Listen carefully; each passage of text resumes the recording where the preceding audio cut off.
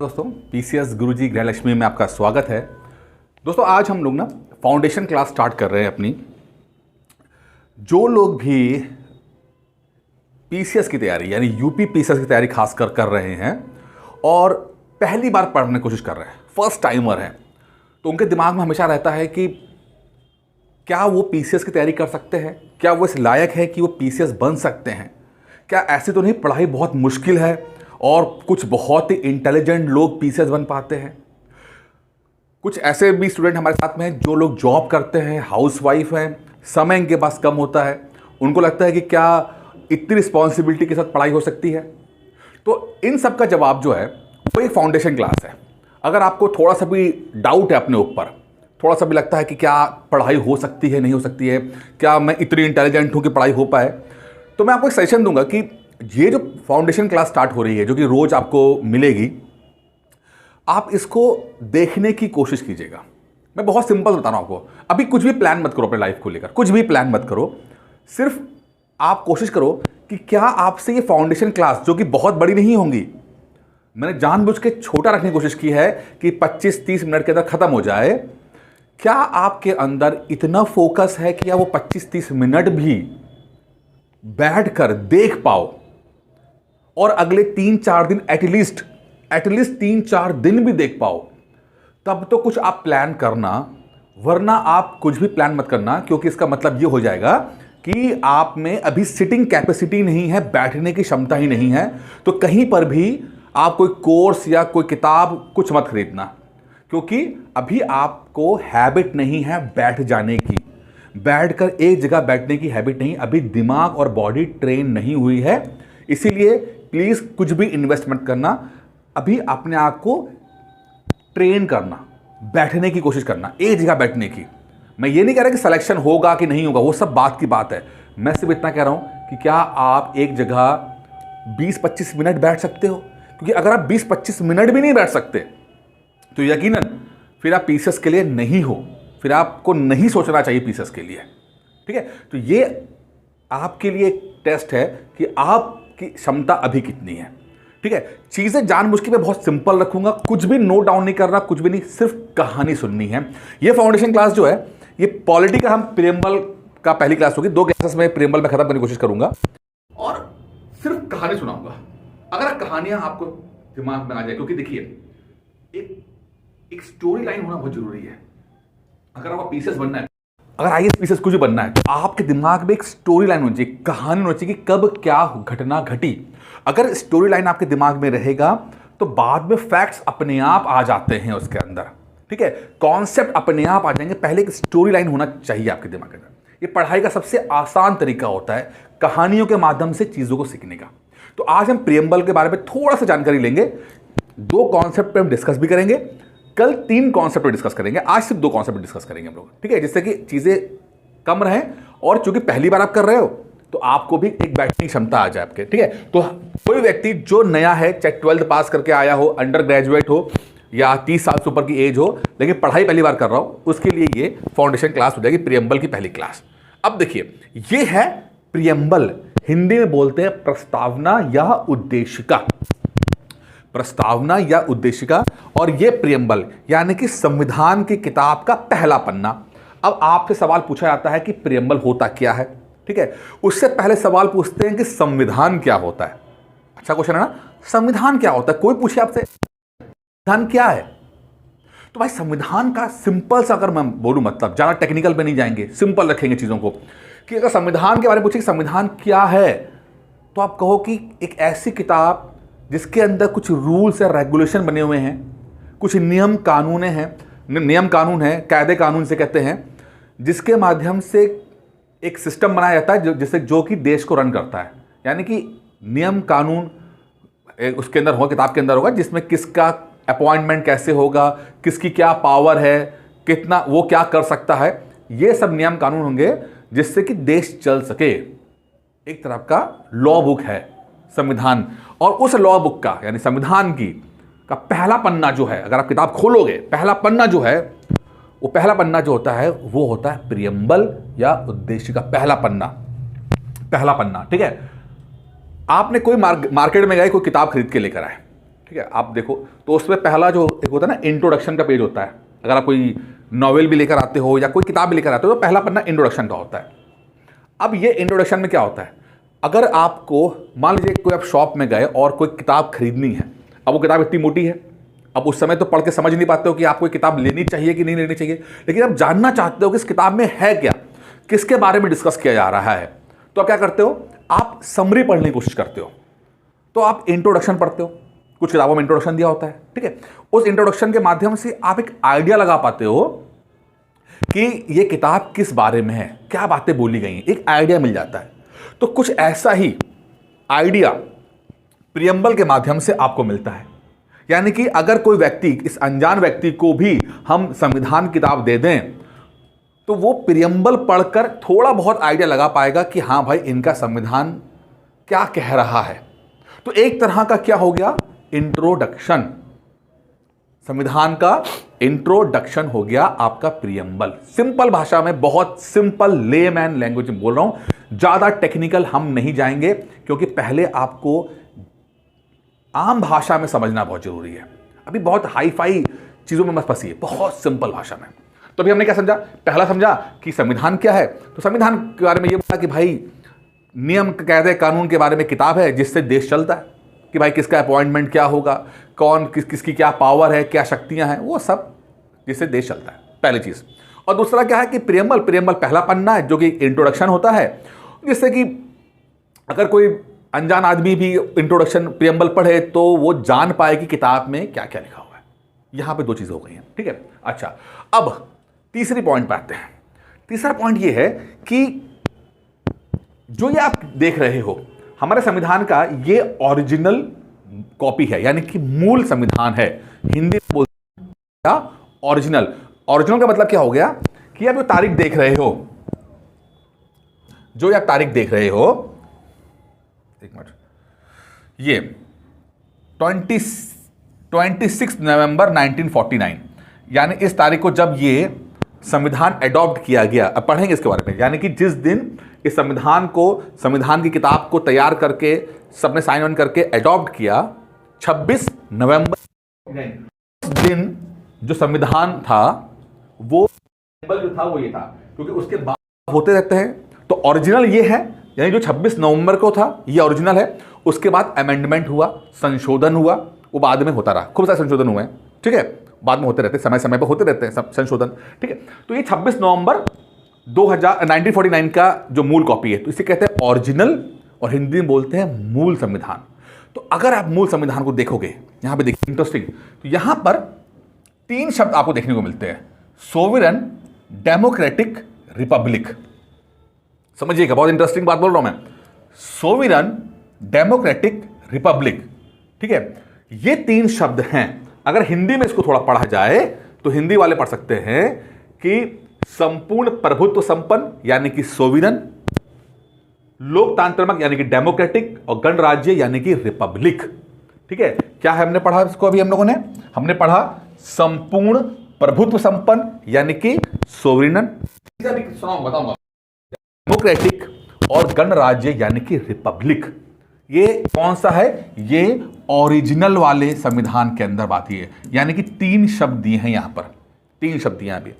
लेकिन हुआ ये कि 42वें संविधान संशोधन में 2 नए शब्दों को और ऊपर और 1 शब्द नीचे को जोड़कर कुछ नए शब्द संविधान के अंदर,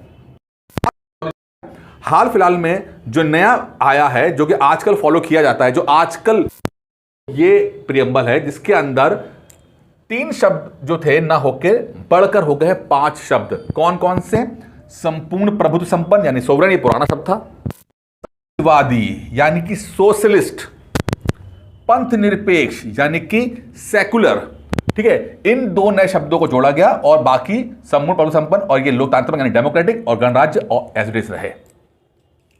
यानी कि 42वें संविधान कब हुआ, क्यों हुआ, ये सब डिस्कस करेंगे।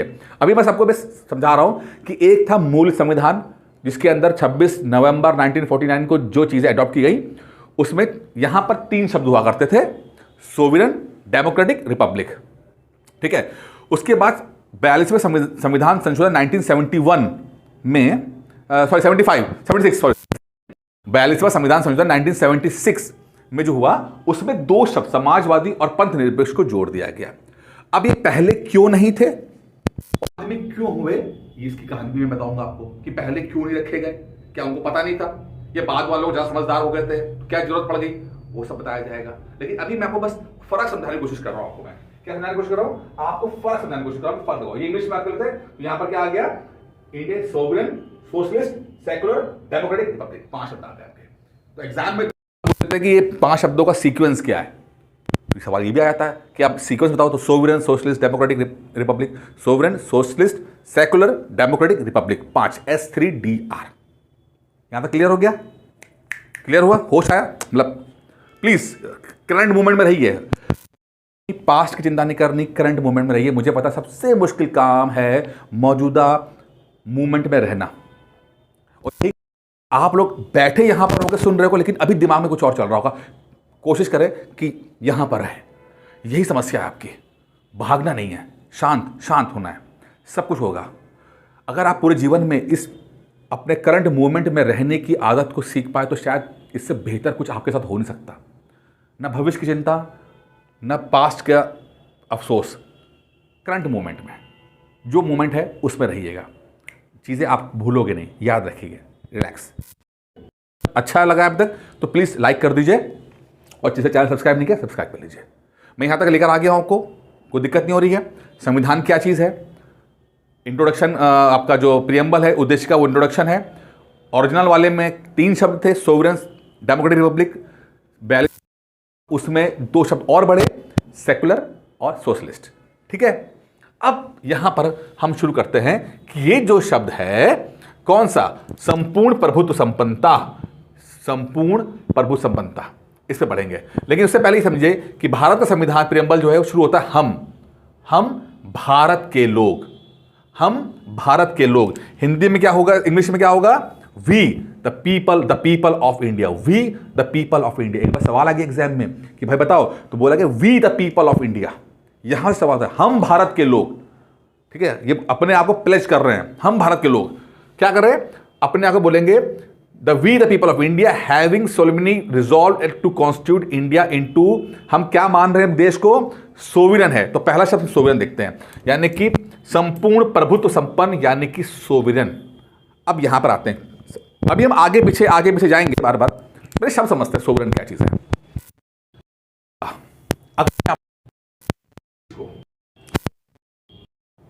कोई भी कंट्री है उसके लिए सबसे इंपॉर्टेंट क्या चीज होती है, सबसे इंपॉर्टेंट क्या है उसके लिए, क्या उसकी होना इंपॉर्टेंट है, क्या उसके लिए संविधान होना इंपॉर्टेंट है, लिखित संविधान होना इंपॉर्टेंट है, या वो एक देश रिपब्लिक होना चाहिए, क्या होती है किसी देश के लिए, क्या है, आपको पता है प्लीज कमेंट बॉक्स में लिखिए। ठीक है, कि आपको क्या लगता है क्या होता है, सबसे लिए इंपॉर्टेंट क्या है। तो सबसे इंपॉर्टेंट जो है वो है कोई एक देश जिसके सबसे इंपॉर्टेंट अपने फैसले सके, अपने फैसले खुद कर सके, अच्छा है जैसा भी है उसका फैसला उसका खुद का है। ठीक है, वो मतलब वो किसी से परमिशन नहीं लेना पड़े कि भाई किसी अपने यार करना चाहता हूं मैं, कर सकता हूं क्या, ऐसा नहीं होगा, अपना फैसला वो खुद कर सके। ठीक है, तो सबसे इंपॉर्टेंट किसी भी देश के लिए होता है कि वो अपने फैसले ले, और इस चीज को टेक्निकल भाषा में बोला जाता है सोविरन होना, संपूर्ण प्रभुत्व संपन्नता, यानी कि सोवरेनिटी, या हिंदी में बोले तो संपूर्ण प्रभुत्व संपन्नता, संपूर्ण प्रभुत्व, यानी कि हम जो फैसले करेंगे भैया हमारे फैसले हैं, किसी और का कोई रोल नहीं है, जो अच्छा होगा बुरा होगा हम झेलेंगे। किसी भी देश के लिए सबसे इंपॉर्टेंट है। एक बार एग्जाम में सवाल आया कि भाई ये 4-5 चीजों में क्या इंपॉर्टेंट है, तो सबसे इंपॉर्टेंट है संपूर्ण प्रभुत्व संपन्नता। क्योंकि दुनिया में अगर आप बात करें डेमोक्रेसी, तो बहुत सारी कंट्री ऐसी है जहां डेमोक्रेसी नहीं है, सऊदी अरब वगैरह चले जाइए वहां डेमोक्रेसी नहीं है, तो बिना उसके भी एक कंट्री तो है सऊदी अरब, डेमोक्रेसी नहीं है लेकिन कंट्री तो है। ठीक है, और अगर हम बात करें कि भाई संविधान की बात करते हैं, संविधान होना चाहिए, तो आप जाएं इंग्लैंड, तो इंग्लैंड का कोई लिखित संविधान नहीं है, वहां पर संविधान है ही नहीं। वहां पर जो है वो अलग अलग लॉ एंड ऑर्डर कानून है, अलग अलग कानून बने हुए हैं, उसके माध्यम से दुनिया देश चलता है। वहां लिखित संविधान नहीं है। अब लिखित संविधान ना होने के बावजूद भी देश तो है वो, ठीक है। तो सबसे इंपॉर्टेंट क्या है? सोवरेन होना, अपने फैसले खुद लेना। इसका मतलब होता है कि वो देश पूरी तरह से आजाद है। वो देश पूरी तरह से आजाद है। अभी आज से 2-4-5 साल पहले चुनाव वाले जो होते हैं वो ऐसे ना डिस्कशन करते हैं। तो झांसी में एक लल्लन टॉप, आपने देखा होगा, एक यूट्यूब चैनल है। तो वो लोग जो पहुंच गए लल्लन टॉप वाले, और उन्होंने कुछ युवा नेताओं को बिठा लिया, और युवा नेता को बिठाने पर बसपा के थे, कोई बीजेपी के थे, सब थे, ठीक है, यंग लड़के थे। तो उसमें ये बोला कि भाई वो तो आजादी मिली ही, बीजेपी की थी वो, कि भारत को आजादी नहीं मिली, भारत को आजादी लीज पे मिली है। भारत आजाद नहीं हुआ है, भारत लीज पे मिली। लीज का मतलब बड़ा हंगामा हुआ, हा हा ही हुई, सब कुछ हुआ, तमाशा हुआ। लेकिन मैं आपसे पूछता हूं कि अगर आप पहले मुझे यह बताओ कि आप क्या लगता है कि भारत देश आजाद नहीं हुआ है और उसकी आजादी एक लीज पे मिली आजादी है? क्या आप इस बात पे एग्री करते हो? यस या नो? अगर आपका सवाल है नो, ठीक है, तो चलो अभी अब डिस्कस कर लेंगे। लेकिन अगर आपको लगता है यस, तो आप गलत सोच रहे हो। भारत की आजादी कंप्लीट आजादी है, फुल एंड फाइनल आजादी है। कोई लीज पर, लोन पर इस तरह की आजादी नहीं है, 100% आजादी है। एग्री करते हैं? चलिए, लेकिन आप प्रूफ कैसे करोगे कि जो आप बोल रहे हो वो 100% सही भी है? कैसे किसी पढ़े लिखे गवार को आप समझा पाओगे? क्या रेफरेंस दोगे, क्या प्रूफ दोगे? क्योंकि आप सिविल की तैयारी कर रहे हो भाई। तो देश हमारा कंप्लीट आजाद है, इसको प्रूफ, तो उसको प्रूफ करने का एक तरीका है कि प्रियम्बल, संविधान की किताब का पहली लाइन ही लिखी है कि हम संपूर्ण प्रभुत्व संपन्न हैं। India is a sovereign country. अगर इंडिया की आजादी लीज पे दी गई आजादी होती तो यहां पर लिखा ही ना होता संपूर्ण प्रभुत्व संपन्नता। यहां लिखा हुआ है, यानी कि भारत एक फुल कंप्लीट आजाद देश है। उसको इंग्लैंड वाले से नहीं पूछना कि हम चाइना के साथ युद्ध करें या पाकिस्तान के युद्ध करें ना, हम जो करेंगे हमारा फैसला होगा। तो आपने क्या देखा कि देश आजाद है, पूरा आजाद है, और कोई प्रूफ मांगे तो ये प्रूफ अब दे देना। संविधान है ना भाई, प्रियम्बल है, हमारा संविधान का हिस्सा है। संविधान तो उठपटांग बातें लिखते नहीं है, टेक्निकल बात होती है, हर एक शब्द का मतलब होता है और बहुत गहरा मतलब होता है। एक भी डॉट कॉमा भी जो है वो फालतू नहीं है, हर एक चीज की वैल्यू है। तो एक देश के लिए सबसे इंपॉर्टेंट है कि वो देश आजाद रहे और उसके लिए संपूर्ण प्रभुत्व संपन्नता रहे। इसका मतलब होता है कि वो अपने सारे फैसले खुद कर सके, और भारत अपने सारे फैसले खुद करता है। ये हो गया। तो पहला शब्द आप क्लियर हो गया आपको, सोवरेन यानी कि संपूर्ण प्रभुत्व संपन्नता।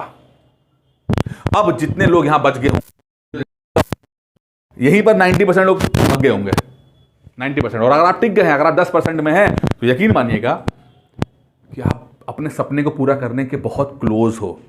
थोड़ा सा पेशेंस रखिए। चीज़ें, आपका मन बड़ा विचलित होगा क्योंकि हैबिट नहीं है बैठने की, कहानी सुनने की भी आदत नहीं है, रील्स देखने की आदत पड़ गई है। थोड़ा सा पेशेंस रखिएगा। आपने जो सोचा है वो रियलिटी में आएगा, बट थोड़ा सा पेशेंस रखिएगा। ज़्यादा लंबा नहीं जाएंगे। अपने आप को ट्रेन कीजिए, अपने दिमाग को, अपनी बॉडी को ट्रेन कीजिए। होश में आइए, यस कम ऑन, होश में आइए, होश में आइए, ठीक है। थोड़ा सा फोकस कीजिए। पीसेस बहुत बड़ी नौकरी होती है। आपके सारे दुख और आपके सारे सपने सब 1 मिनट में पूरे हो जाएंगे। सारे दुख, जितना भी आपने मान सम्मान अपमान देखा होगा, सब दूर हो जाएगा, जिन पीसेस बन जाएंगे। थोड़ा सा पेशेंस रखिएगा। हमने पहला पढ़ लिया है, अब दूसरा पढ़ने जा रहे हैं, समझने जा रहे हैं। पढ़ा तो कुछ नहीं, समाजवादी, सोशलिस्ट। लिखा समाजवादी, अब यहाँ पर लिखा सोशलिस्ट। तो यहाँ पर पहले समझिएगा, समाजवादी का मतलब समाजवादी पार्टी नहीं है, ठीक है ना। समाजवाद, सोशलिज्म क्या है? समाजवाद। इसके लिए आपको ना कहानी सुननी पड़ेगी, बहुत अच्छी कहानी है। देखिए, वही है कि इंडस्ट्रियल रेवोल्यूशन, नाम सुना आपने? औद्योगिक क्रांति, मतलब वो समय जब जेम्स वॉट ने स्टीम इंजन की खोज कर दी है। वैसे तो स्टीम इंजन की न्यू कॉमन ने खोज की थी, लेकिन जेम्स वॉट हमने पढ़ा ना बचपन में, जेम्स वॉट ने जो स्टीम इंजन बनाया उसको ऐसा मॉडिफाई किया कि अब उसको फैक्ट्री में लगाकर उसको यूज़ कर सकते थे। यानी कि स्टीम इंजन को एप्लीकेशन लगा दिया कि आप उस इंजन को अगर हम टेक्सटाइल इंडस्ट्री में लगाएंगे तो उससे हम काम ले पाएंगे, यानी मशीन का दौर आया। तो ये बात हो रही है लगभग 1800 के आसपास, 1800 के आसपास की बात हो रही है, ठीक है। तो वहां से माना जाता है कि औद्योगिक क्रांति शुरू हुई है, इंडस्ट्रियल रेवोल्यूशन शुरू हुआ है, ठीक है। अब क्या हो रहा था, इससे पहले की दुनिया क्या थी, उससे पहले की दुनिया खेती बाड़ी की दुनिया थी, थोड़ा बहुत व्यापार होता था, थोड़ा बहुत एग्रीकल्चर होता था, ये सब होता था। लेकिन अब क्या हुआ, अब फैक्ट्री लगना शुरू हो गई, फैक्ट्री लग रही है, तो यहां पर अब फैक्ट्री के बने हुए प्रोडक्ट्स बिक रहे हैं, ठीक है। तो पहले शुरुआत तो टेक्सटाइल की इंडस्ट्री थी, क्योंकि पहले कपड़े ही चला करते थे। ये हुआ कि जो ये फैक्ट्री के मालिक होते थे, तो इनको चाहिए होता लेबर। क्या चाहिए होता था, लेबर, मजदूर चाहिए होते थे कि जो फैक्ट्री में काम कर सके। तो अब इनको लेबर कौन मिलेगा, तो ये लोग गए गांव में और बोले कि देखो ऐसा है, तुम लोग इतने परेशान रहते हो, हमसे तुम्हारा दुख देखा नहीं जाता, ठीक है। तुम 12-12 घंटे काम करते हो, 15-15 घंटे काम करते हो, अपने खेतों में काम करते हो, उसके बाद तुम्हें इतने धूप में, इतनी परेशानी में, बरसात में तुम्हें काम करना पड़ता है, और उसके बाद तुम्हें पैसा भी जो है वो मिलता है 3 महीने बाद, 4 महीने बाद, जब फसल पक जाती है, ठीक है। उसके बाद अगर बरसात हो गई, सूखा पड़ गया, तो तुम्हारी फसल भी बर्बाद हो जाती है। तो एक काम करो, तुम लोग, परिवार तो बहुत बड़ा है, 10 लोगों का परिवार है, तो कुछ लोग अगर उठकर फैक्ट्री में काम करने आ जाओ तो बहुत अच्छा रहेगा। हम तुम्हें काम देंगे, तुम्हें सैलरी मिलेगी हफ्ते हफ्ते की, वीकली सैलरी मिलेगी, वेजेस, वीकली वेजेस, ठीक है। और धूप भी बचाओगे क्योंकि तुम्हें फैक्ट्री में काम करना है, ठीक है। और वहां पर रहने खाने का हम तुम्हें दे देंगे। तो कुछ लोग जो हैं बात से इंप्रेस होकर आ गए, तो एग्रीकल्चरल लेबर से वो हो गए फैक्ट्री के लेबर। अब यहां पर उन्होंने काम करना शुरू किया, क्या किया, जॉब क्रिएट करना शुरू की, नई जॉब्स। कौन सी जॉब, फैक्ट्री में लेबर की जॉब शुरू, फैक्ट्री में लेबर की जॉब बनना शुरू हो गया, काम कर रहे हैं। अब धीरे धीरे क्या मिलना शुरू हुआ, तो लोगों ने अपने भाई बंधुओं को बुला लिया, आ जाओ भैया, आ जाओ आ जाओ आ जाओ, सब आ जाओ। तो सब आना शुरू हो गए, धीरे धीरे गांव के लोग शहर आए और फैक्ट्रीज यहां लग रही हैं, और नई नई फैक्ट्री लग रही हैं, नई फैक्ट्री लग रही हैं, और बहुत लोग काम कर रहे हैं। सब कुछ अच्छा लगा, दुनिया बहुत अच्छी खूबसूरत है दुनिया, नया जॉब मिल रहा है, सबको नौकरी मिल रही है, सब मस्त है। बात हो रही है 1805, 10, 15 की बात हो रही है। अब ये जो लोग आए, ये लोग, इन्होंने अपने 12-15 घंटे, यहां पर भी 12-12 घंटे काम करना शुरू कर दिया, ठीक है। अब रहना कहाँ था, रहने के लिए उन्होंने वहीं पे अपनी झुपड़िया दे दिया, छोटा सा दे दिया। अब वो धीरे धीरे करके बन गया स्लम। क्या बन गया, स्लम, स्लम बन गया। अब वहाँ पर स्लम जो है वो, वहाँ घर भी छोटे हैं, उसमें वेंटिलेशन भी नहीं है, पानी की सुविधा भी नहीं है, पानी भर के लेकर आओ, ठीक है, नालियाँ नहीं है, ड्रेनेज नहीं है वहाँ पर, तो उसकी समस्या अलग है, तो वो बहुत दिक्कत हो रही थी। तो अब छुट्टियाँ भी नहीं मिलती हैं, 7 दिन काम करने हैं, कोई मनोरंजन नहीं है, 12-12, 13-13 घंटे काम करना है, सैलरी भी बहुत लिमिटेड है, इतनी है, पैसा मिल रहा है बट इतना नहीं है कि एंजॉय कर सकें, खा पी के बस जीवन कट रहा है। तो धीरे धीरे क्या हुआ कि जो लोगों को लगा कि फैक्ट्री से फायदा हो रहा था, अब शुरू में सबने कहा रहा है, लेकिन बाद में लगा कि दिक्कत आ रही है। तो जो फैक्ट्री में लगा, समझिए थोड़ा सा एक और है, जो फैक्ट्री में, अब फैक्ट्री में क्या होता था कि फैक्ट्री के अंदर किसी व्यक्ति ने बैंक से लोन लिया या अपना पूंजी लगाकर एक फैक्ट्री खड़ी की और मैन पावर लगाया और प्रोडक्ट बनाया, उसको मार्केट बेचा। तो जो प्रॉफिट आया वो प्रॉफिट सारा का सारा उस व्यक्ति का जिसने रिस्क लिया, यानी कि एक व्यक्ति ने जो फैक्ट्री खड़ी की, ठीक है, जिसका मालिक है उसका रिस्क भी तो है, जो रिस्क उसका है तो प्रॉफिट भी उसी का होना चाहिए, और इस प्रॉफिट में थोड़ा बहुत वो सैलरी वाली दे देता है, अलग करता है, लेकिन मैक्सिमम प्रॉफिट उसी का रहता है। इस चीज को बोलते हैं पूंजीवाद। क्या बोलते हैं, कैपिटलिज्म। और कैपिटलिज्म में ये हुआ कि हाँ भाई सबको लगा मजा आ गया, भाई ये तो बहुत अच्छी चीज़ है। कुछ लोग जो है जो लोन ले सकते हैं, जिनके पास पूंजी है, वो एक फैक्ट्री लगाते हैं और बहुत सारे लोगों को वो जॉब देते हैं, और बहुत सारे लोग जो हैं उनका परिवार भी चलता है, बड़ा मजा आ गया, दुनिया लगा कि बहुत रंगीन दुनिया है, ठीक है। लेकिन धीरे धीरे दिखाई दिया कि ये उतनी अच्छा भी नहीं है। क्यों? क्योंकि जो अमीर हो रहे हैं वो तो अमीर हो रहे हैं, और जो गरीब हैं वो गरीब हो रहे हैं। तो अमीर और गरीब के बीच में डिफरेंस बहुत ज़्यादा हो गया, पहली चीज़, ठीक है। दूसरा, जो ये गरीब लेबर आते थे इनको भी अच्छा एनवायरनमेंट नहीं मिल पा रहा है। ना सैलरी ज़्यादा है, ना घर माहौल अच्छा है, ना पानी पीने के लिए है, ना हेल्थ के लिए इंश्योरेंस है, बीमार पड़ गए तो उसको पैसा कटेगा, और बच्चे पढ़ाई के लिए कुछ नहीं कर सकते। ये सब दिक्कतें बहुत ज़्यादा आई और धीरे धीरे ये समझ में आया कि पूंजीवाद सिर्फ शोषण कर रहा है लोगों का। जो पूंजीवाद जिसको बहुत अच्छा माना जा रहा था वो शोषण कर रहा था। भले ही पूंजीवाद बहुत सारा पैसा दे रहा था, लेकिन वो जॉब दे रहा था, लेकिन वो सफिशिएंट नहीं था। ठीक है, तो इसके अगेंस्ट में एक नया थॉट आया, एक नया विचार आया, वो आया सोशलिज्म का, समाजवाद का। समाजवाद का मतलब क्या? अगर मैं एक लाइन में बोलूं समाजवाद का मतलब क्या है, वैसे बहुत मतलब मीनिंग है। समाजवाद का मतलब है इक्वल डिस्ट्रीब्यूशन ऑफ वेल्थ, यानी कि सरकार क्या करे, सब जो सरकार के पास पैसा है वो सबको बराबर बांटने में हेल्प करे। यानी कि मान लेते हैं सरकार के पास एक माइंस है, यानी कि जो खदान होती हैं, ठीक है, माइंस। तो उस माइंस से जो पैसा आया, सरकार चाहेगी कि वो जितना भी प्रॉफिट आ रहा है वो लोगों तक पहुंचे, लोगों के लिए स्कूल खुले, कॉलेज खुले, ठीक है, उनको लिए पानी पीने के लिए रहे, इस तरह की चीज़ें लोगों को हेल्प है। ऐसा ना हो कि कोई व्यक्ति जो है वो एक बिजनेसमैन जो है ले ले खदान को और उसके बाद वो ऐश करे, बाकी को बहुत कम मिले या बिल्कुल ना मिले। ठीक है, तो समाजवाद का कॉन्सेप्ट यहाँ से आया और ये चीज़ बड़ा इंजॉय है कि हाँ भाई ये तो बहुत अच्छा है, ये तो बहुत अच्छा है। इक्वल डिस्ट्रीब्यूशन ऑफ वेल्थ हो, इक्वल डिस्ट्रीब्यूशन ऑफ वेल्थ हो, बहुत अच्छी बात है। ठीक है, और इस कॉन्सेप्ट को धीरे बढ़ा। अब इसके नुकसान भी थे, अब ये भी नहीं परफेक्ट है, ये इसके नुकसान है। क्या नुकसान है? इसका नुकसान ये है कि इसमें यह था कि जिसकी जितनी जरूरत है उतना दे देंगे। सरकार बोलेगी अच्छा भाई क्या है, तुम्हें कितनी रोटियां खानी है, तुम्हें 2 रोटी खानी है, हम तुम्हें 2 रोटी दे रहे हैं, बस तुम खाओ, बस काम करो। किसी को लगा 3 रोटी खानी, 3 रोटी दो, इससे ज़्यादा की उम्मीद मत करो। तो जब मोटिवेशन नहीं होता है, एक्स्ट्रा पैसा कमाने का मोटिवेशन नहीं होता है, तो धीरे धीरे लोग डीमोटिवेट हो जाते हैं और वे काम नहीं करते हैं।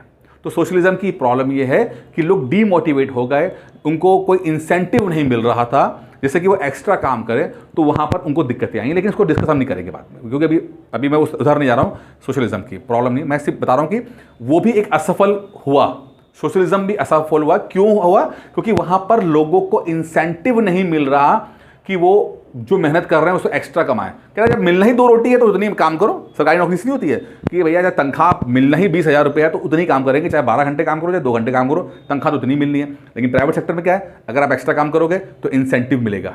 सैलरी तो जो है 20,000 है, लेकिन इंसेंटिव पता लगा 50,000 इंसेंटिव आ रहा है, आप एक्स्ट्रा मेहनत करते हो आप। ठीक है, तो इसको कहते हैं सोशलिज्म। तो अब यहाँ पर सोशलिज्म आ गया, चूंकि ब्रिटेन की जो सरकार है, ब्रिटिशर्स जो हैं वो कौन थे? वो सपोर्टर थे पूंजीवाद के। तो उनके खिलाफ हमने जो लड़ा, जिस वैचारिक युद्ध लड़ा, वो लड़ा समाजवाद पे। हमारे जितने नेता इसलिए समाजवादी नेता रहे, उनकी थॉट ऐसा था कि चूंकि पूंजीवाद ने हमें बर्बाद किया था, हमारा शोषण किया था, तो लोगों को लगा कि नहीं, समाजवाद बहुत बेहतर है। अब ये बाद में जाके हमें पता लगा कि समाजवाद की भी अपनी दिक्कतें हैं, लेकिन उस समय तो हमारे लिए पूंजीवाद के खिलाफ जो हथियार था वो समाजवादी था। ठीक है, तो सोशलिज्म यहां पर आ गया, लेकिन शुरू में नहीं आया। ये समझना, शुरू में ये ओरिजिनल वाले जो देखिए ना, ओरिजिनल वाला जो था उसमें नहीं है। आप देखिए प्रभुत्व में, लोकतंत्र में नहीं है। क्यों नहीं था कि भाई ऐसा क्यों नहीं है समाजवाद? तो वो कहता है देखिए, दुनिया में हर चीज नई नई आती रहती है, दुनिया में नए थॉट्स, नए विचार आते रहते हैं। हमें नहीं पता कि भविष्य में अगले 50 साल के बाद या 100 साल के बाद इकोनॉमी चल रही होगी, कैपिटलिज्म चल रहा होगा, पूंजीवाद चल रहा होगा, या सोशलिज्म चल रहा होगा, क्या चल रहा होगा, हमें नहीं पता। तो अगर हम संविधान में भी लिख देंगे तो फिर इनको यही फॉलो करना पड़ेगा सिस्टम। ठीक है, हम चाहते हैं कि हम अपने नेताओं को ये आज़ादी देना चाहते हैं कि वो जैसा भविष्य में उनको अच्छा लगे, जो दुनिया में जिस तरह का चल रहा हो वो चीज़ अडॉप्ट करे, चाहे वो पूंजीवाद हो, समाजवाद हो या XYZ कुछ भी हो। इसीलिए ओरिजिनल वाले चीज़ में नहीं दिखता आपको, ये छोड़ दिया भविष्य के ऊपर कि जैसा उस समय की दुनिया होगी उस समय कर लेना।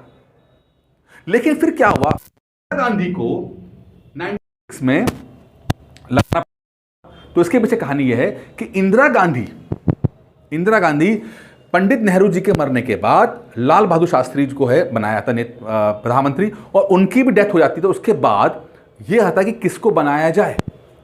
तो कांग्रेस के जो बड़े बड़े नेता थे, जिनको हम बोलते हैं सिंडिकेट, क्या बोलते हैं? सिंडिकेट चाहता था कि सारी पावर उसके पास रहे। उधर एक बड़ा नेता और था जिसका नाम था मोरारजी देसाई। मोरारजी देसाई जो बाद में प्रधानमंत्री बनते भारत के, लेकिन उस समय कांग्रेस में थे, ठीक है। तो वो कहते हैं मुझे बनना चाहिए, लेकिन मोरारजी जो देसाई हैं उनकी जो पर्सनालिटी बहुत स्ट्रांग पर्सनालिटी है, वो अपने फैसले लेते हैं। सिंडिकेट को लगता था कि यार ये बंदा बन जाएगा तो इसकी चलेगी, हमारी नहीं चलेगी, तो ऐसा बंदा बनाओ जो कि कहने को तो प्रधानमंत्री हो लेकिन हमारी चल रही हो। तो उस समय उनको बेस्ट लगा इंदिरा गांधी, जो कि बहुत ही साधारण सी चुपचाप से रहने वाली औरत थी, उनको बिठा दिया गया, उनको चुपचाप बना दिया, बोला कि ये बन जाएगी, उसके बाद हम चलाएंगे, तो हम बना इसको देते, फेस ये बन जाएगी। तो शुरू में चला ऐसे ही चला, यहाँ तक कि जयप्रकाश नारायण ने इंदिरा गांधी को बोल दिया ये तो गूंगी गुड़िया है, यानी बोलती ही नहीं है कुछ, बोलती कुछ नहीं है, ठीक है। इंदिरा गांधी बहुत स्मार्ट थी। इंदिरा गांधी को लगा कि अगर मुझे रियल पावर चाहिए तो मेरा एक अपना वोट बैंक होना चाहिए, वोट बैंक, क्योंकि नेता वही बड़ा है जिसका वोट बैंक बड़ा है। मोदी जी आज इसलिए स्ट्रांग है क्योंकि वोट बैंक बड़ा है, अब उनके नाम पर वोट पड़ते हैं, ठीक है। अब इंदिरा गांधी का वोट बैंक कहां से आएगा, तो वोट तो डालता है गरीब आदमी, अपने आप को प्रो पुअर यानी कि गरीबों का हितैषी दिखाने के लिए योजनाएं लेकर आई। तो आया गरीबी हटाओ आंदोलन, आपने कई बार सुना होगा, गरीबी हटाओ आंदोलन चला।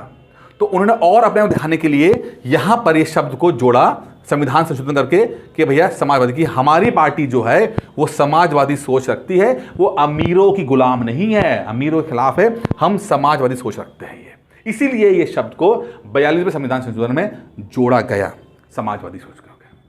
इस तरह शब्द यहां पर आ गया, ठीक है। तो यहां पर दो शब्द समझ लिए, एक हो गया संपूर्ण प्रभुत्व संपन्न और दूसरा शब्द हो गया समाजवाद, ठीक है। यहां तक क्लियर हो गया। आज के लिए हम इतना ही पढ़ेंगे, आप थोड़ा सा रिकॉल कीजिएगा क्योंकि कल मैं फिर से पूछूंगा आपसे, यही सब चीजें पूछूंगा आपसे, और आपको यहां फैसला करना है कि आप क्या कॉन्टिन्यूटी रख पाते हो कि नहीं रख पाते हो। सिर्फ कहानियां हैं, अगर कुछ कहो तो लिख भी सकते हैं आप लोग, लेकिन मैं चाहता हूं कि आप कहानी सुनो, इस देश की कहानी सुनो। जब आप देश की कहानी सुनोगे तो आपको चीजें याद रहेंगी, आप पढ़ाई को एंजॉय कर पाओगे। तो कॉन्टिन्यूटी बनाइए, अपने प्रेशर में डालिए और एंजॉय कीजिए। कल फिर एक वीडियो आएगा, उसको देखने की कोशिश कीजिएगा। कुछ डाउट्स हो तो कमेंट बॉक्स में डाल दीजिएगा, मैं रिप्लाई कर दूंगा। लेकिन मैं चाहता हूं कि आप में सब लोग पहले डिसिप्लिन होने की कोशिश करें, बाद में चीज़ें अपने आप आ जाएंगी। अगर जिन लोगों ने चैनल सब्सक्राइब नहीं किया वो चैनल सब्सक्राइब कर लीजिए, वीडियो लाइक कर दीजिएगा। धन्यवाद। नमस्कार दोस्तों, पीसीएस गुरुजी गृहलक्ष्मी में आपका स्वागत है। दोस्तों, फाउंडेशन क्लासेस चल रही हैं। फाउंडेशन क्लासेस जो नए लोग हैं जो पीसीएस की तैयारी करना चाहते हैं, शुरुआत कर रहे हैं, अभी कुछ पता नहीं है, उनके लिए एक फाउंडेशन क्लास है जिसके हम मेन टॉपिक्स को हम डिस्कस करेंगे, जिससे कि आपका एक बेस बन सके और आपकी तैयारी शुरू हो सके। तो अमूमन लोगों को ये नहीं पता होता कि करना क्या है, क्या नहीं करना है। सबसे इंपॉर्टेंट काम क्या करना है? सबसे इंपॉर्टेंट काम ये करना है कि हमें शुरुआत में कम पढ़ना है। क्योंकि अगर आपने ज्यादा पढ़ने की कोशिश की तो यकीनन जो है वो पढ़ाई आपकी छूटेगी, आपका मन जो है वो डिस्ट्रैक्ट हो गए होगा। शुरू में कॉन्टिन्यूटी के ऊपर भरोसा कीजिए, एक लगातार लेक्चर्स देखिए, रोज लेक्चर्स आपको दिए जाएंगे, आप उस लेक्चर को देखिए, ज्यादा लंबे नहीं होंगे, छोटे लेक्चर्स होंगे। आप शुरू में ध्यान कॉन्सेप्ट और कॉन्टिन्यूटी के ऊपर रहेगा, तो छोटे छोटे कॉन्सेप्ट, छोटे छोटे कॉन्टिन्यूटी लेके चलिएगा, जिससे कि आप अपने आप को समय दे सके, अपने को प्रिपेयर कर सके मेंटली और फिजिकली, ठीक है। तो पॉलिटी पढ़ रहे थे, हम स्टार्ट कर रहे थे, और उसमें जो प्रियम्बल है, प्रियम्बल के बारे में हमने थोड़ा सा पढ़ा था। क्विक रिवीजन मैं आपको देता हूं जिसमें समझ में आ जाए। प्रियम्बल क्या है? देखिए, अगर आप भारत की किताब उठाए, संविधान की किताब, आप बोलो संविधान क्या चीज है, तो संविधान जैसे मैंने पहले चैप्टर में बताया, अच्छा पहला वीडियो देख लीजिएगा, ये दूसरा वीडियो है ये, ठीक है।